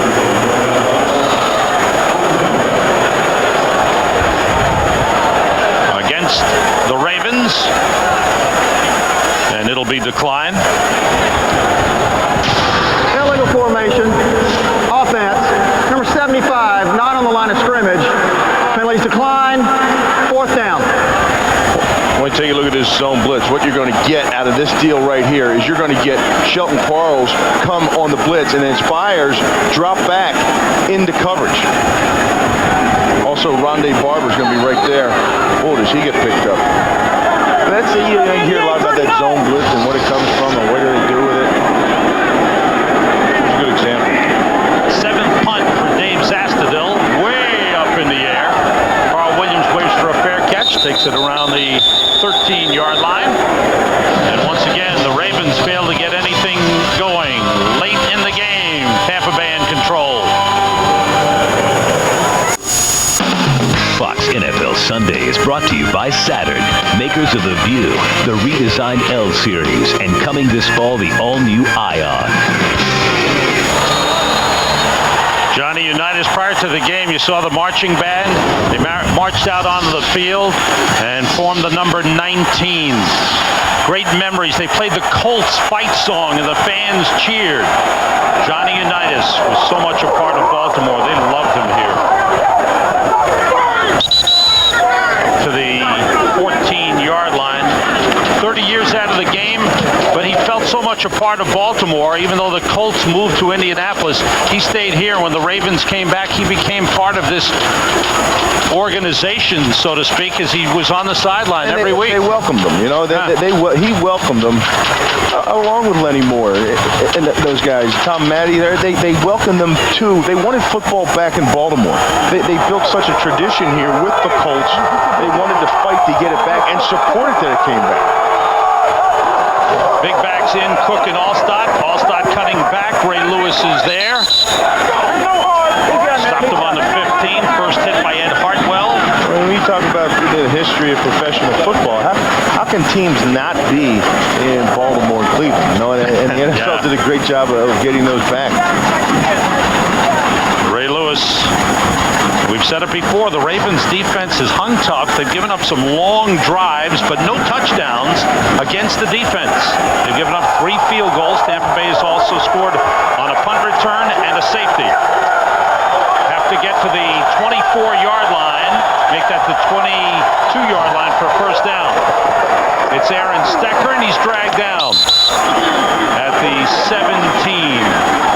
Ray Lewis with 16 tackles. He led the NFL in tackles last season, a career-high 16 tackles today. So even though we talked about the adjustments he's making, he's still getting involved.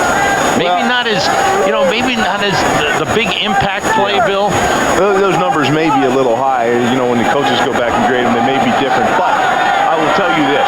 He works for everything he gets. If he gets close to the ball, that guy is relentless. He'll go through running backs, fullbacks, guards, tackles, whatever it takes. Big kick by Tom Tupa. Ogden goes back to the 28.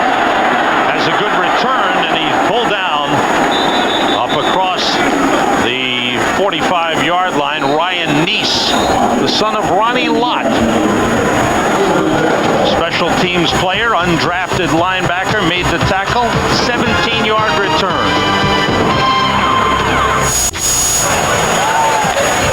Chris Redmond brings his team up to the 46-yard line. Ray Lewis, Gary Baxter, the Baltimore defense in its part. Jamal Lewis across midfield, a hard hit, knocks him down. Shartrick Darby made the stop.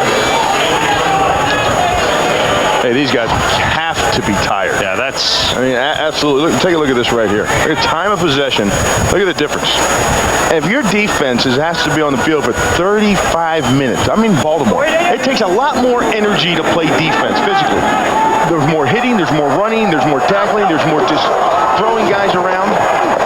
Well, we thought we'd see a lot more of this. Jamal Lewis. Fans want the Ravens to throw the ball and get back into this game as time is winding down. Baltimore's defense has been on the field over 60 plays already. Your average NFL game, maybe about 62 plays.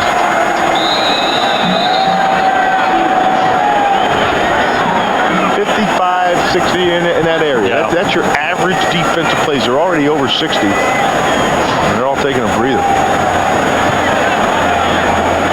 Measurement on the play. Initially, referee Terry McCauley signaled first down, and he was right. I'm talking to Brian Billick about, this transition stages in the salary cap thing and where they're going. I asked him, flat out, is this a live audition for Chris Redmond? Because of next year's quarterback class coming out. If you're willing to take all the lumps you're going to take with starting all these young guys and know it's going to be a rough year so you can get better for 2 or 3 years, is this a live audition? He said, absolutely. They're committed to him for the time being. That pass almost picked off. Ryan Kelly. The Bucs have not had any interceptions. They've come close about 4 or 5 times. Rondé Barber's had a couple. John Lynch, Brian Kelly. Well, they certainly seem to have a beat on things. I mean, this is just an all-out break on the ball. I mean, these guys are tipped off to the routes and to the quarterback. I mean, this may be a case of him, the quarterback, Redmond, staring down the receiver because the routes are getting broken off, and as they are getting broken off, they are getting jumped by the Tampa Bay secondary. On 2nd and 10, Redmond throws for Heap, and he dropped it as he was hit by John Lynch. Ooh. The ball was there, and Lynch with the big hit breaks it up. Well, and at that time, look at that. Look how everything is timed up by the secondary. Now, there's no way they could get this much information on a team in the second week of the season. I want you to take a look at the eyes of the quarterback. As he drops back in the pocket, he's going to be looking for his tight end. He's looking at the tight end down the whole time. So he never takes his eyes off the tight end. And for a safety or defensive back, that's key. And I think that's where they're getting the jumps. 3rd and 10. Redmond outside to John Jones, bounced off one man, and the tight end is pulled out of bounds by John Lynch, short of a first down. It'll bring up a 4th down. Almost Rondé Barber. At times Simeon Rice. Redmond under pressure, throws, and off the hands of Al Singleton. And again, Rondé Barber. And this time, Brian Kelly. They came close. Here's 4th down. And 3. And Redmond throws to Todd Heap for a first down. Ravens at the Bucs 26-yard line. 3rd catch of the game for Heap. Well, hey, they got in a double tight end set here, and what they did, they cleared the middle of the field, and they brought Heap in underneath it. Okay, here's your 2 tight ends. They're going to be sitting right here and here. There's the 2 tight ends. Now, what they're going to do here, Rod Jones is going to come down and bring it down here, and then underneath is going to come Heap. See the clearing? Mm-hmm. Heap sat down underneath as Jones cleared. Ricard and Lewis in the backfield. Off the play fake, Redmond outside to Brandon Stokely. Stopped at the 21-yard line by Al Singleton. Stokely's 4th catch of the game. He had a career-high 6 last week in the loss to Carolina. Ravens have a bye week next week. Tampa Bay will play a week from tomorrow night against the St. Louis Rams in Tampa. Brian Billick gets an early bye week. John Gruden gets an extra day to prepare for the Rams. Brian Billick probably wishes he had a bye week today. Redmond off the fake, going to the end zone for Ron Johnson, overthrown. Brian Kelly was covering on the play.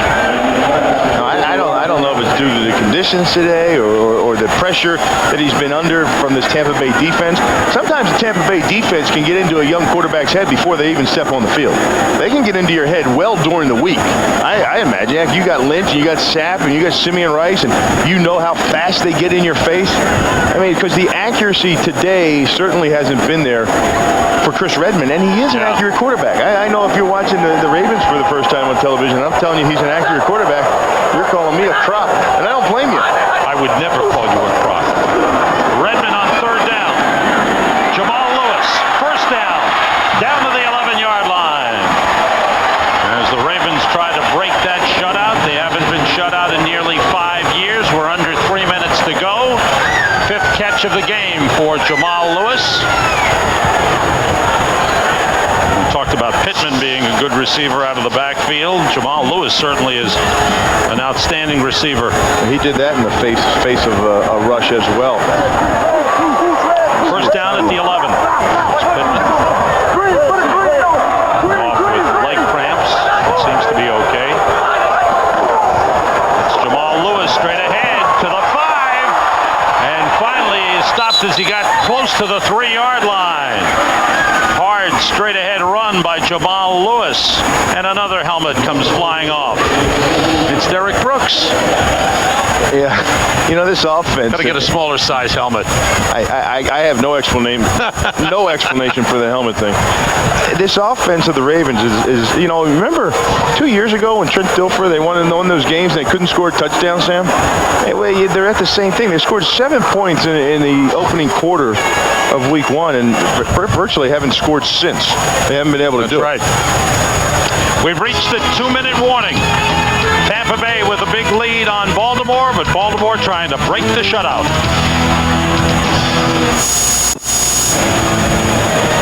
John Gruden nearing his first win as head coach of the Tampa Bay Buccaneers. Jonathan Ogden's gone to the bench with what has been called a mild concussion. Ethan Brooks, formerly with the Denver Broncos, signed as a free agent, has replaced him at left tackle. 2nd down at the 4-yard line. Jamal Lewis wrapped up by Booger McFarland. I think the whole offense has a concussion. Ooh, you're getting tough here. Yeah, you know, well, it's just long time here in Baltimore.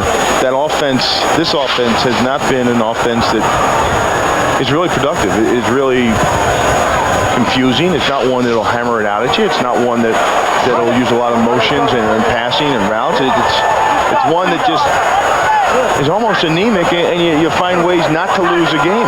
Let your defense and special teams do stuff for you. On 3rd down, Redmond throws, batted down, intercepted by Derek Brooks. He's got some room. The chase is on. Brooks has got blockers. Brooks is going to the end zone. Touchdown.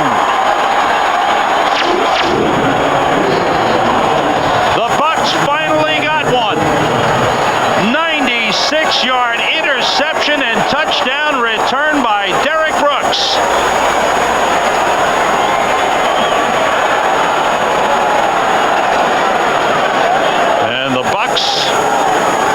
stamp on this game. They have done it all with the offense controlling the football, the special teams doing a job in putting points on the board, and the defense putting points on the board. I really feel stupid, Sam. Why? I just got done saying that the Baltimore Ravens offense couldn't score.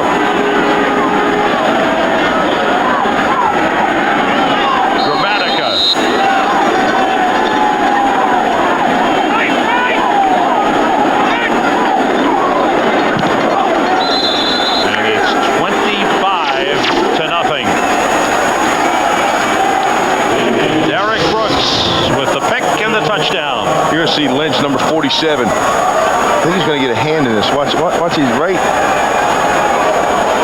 That's Brooks. That's all Brooks. That's all Derek Brooks. Check out Derek Brooks, 55. He looks like he's almost spying. Just floating over there, and he's going to get his hand. He tips that thing up. That's all Derek Brooks. What a play. He just floated. And again, did you see what brought Derek Brooks to the receiver? He drifted that way because that's the way Redman was looking. If you take a look back at that thing, what brings Derek Brooks over to the receiver? It takes him right over. Oh, there's the first win for Coach Gruden. And you see who was there? Keyshawn Johnson. Keyshawn Johnson was one of the guys that Sapp as well. That's one of the guys that initially, I don't know if they bought into exactly everything Gruden was saying from minicamp on as he broke down all the stars down there and said, hey, we're all together. Nobody gets any concessions around here. We're all the same. Mm-hmm. And it took a little while, but now I think every member of this team believes in what Coach Gruden has going on. Saw that note, second longest return of an interception for a touchdown, 96 yards. Sheldon Quarles had a 98-yarder last year against Green Bay. That's Javen Hunter, the rookie out of Notre Dame, who is ridden back by Dwight Smith. And the whistle stops the play. We're under a minute to go.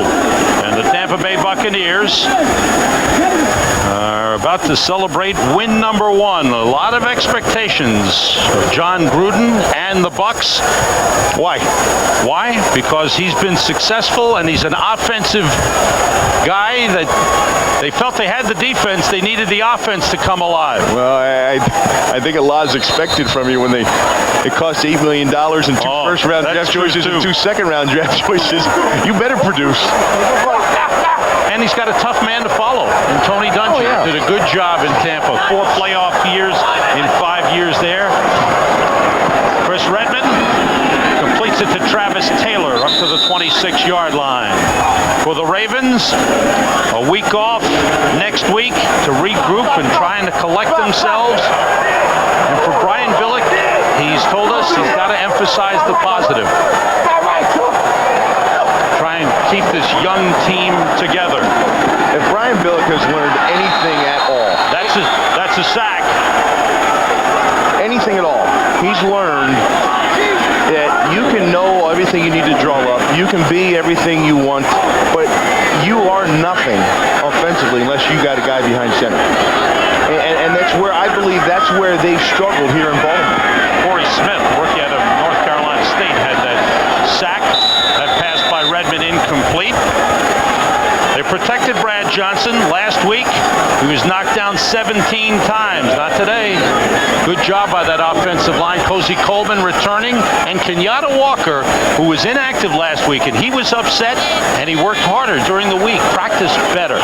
And the coach put him back in as a starter. Well, unless there's injury, that whole statement speaks for itself. You don't go from inactive back to starter unless it was a disciplinary problem. It's a lesson to be learned. It was a message sent and a message received by the former first-round draft pick. Time permitting, we will send you to Atlanta for the conclusion of the Bears-Falcons game. Redman throwing up.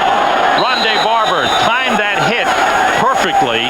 Broke up the play. The pass intended for Jamin Hunter. Well, that's been the theme for Chris Redmond, and he's a young guy, and I'm certainly not throwing the towel in on him because I think he is a guy that can be good with time. But I will tell you, one of the things he needs to work on is staring down his receivers, because he's queuing up the defensive backs for Tampa Bay all day today. They've been there, almost intercepted 5 passes, and then they've been there to rattle people's cages as soon as the ball's gotten there. 16 for 38, 141 yards, and 1 interception. Chris Redmond, the Ravens shut out for the first time in nearly 5 years. Last play of the game, and the Tampa Bay Buccaneers have now won 4 consecutive road openers. They come into Baltimore and get John Gruden his first win as head coach of the Tampa Bay Buccaneers. The Bucs control the game. They get contributions from the offense, the defense, and special teams. And the entire NFL and all of us at Fox honor the memory of the great Johnny Unitas. We'll be back.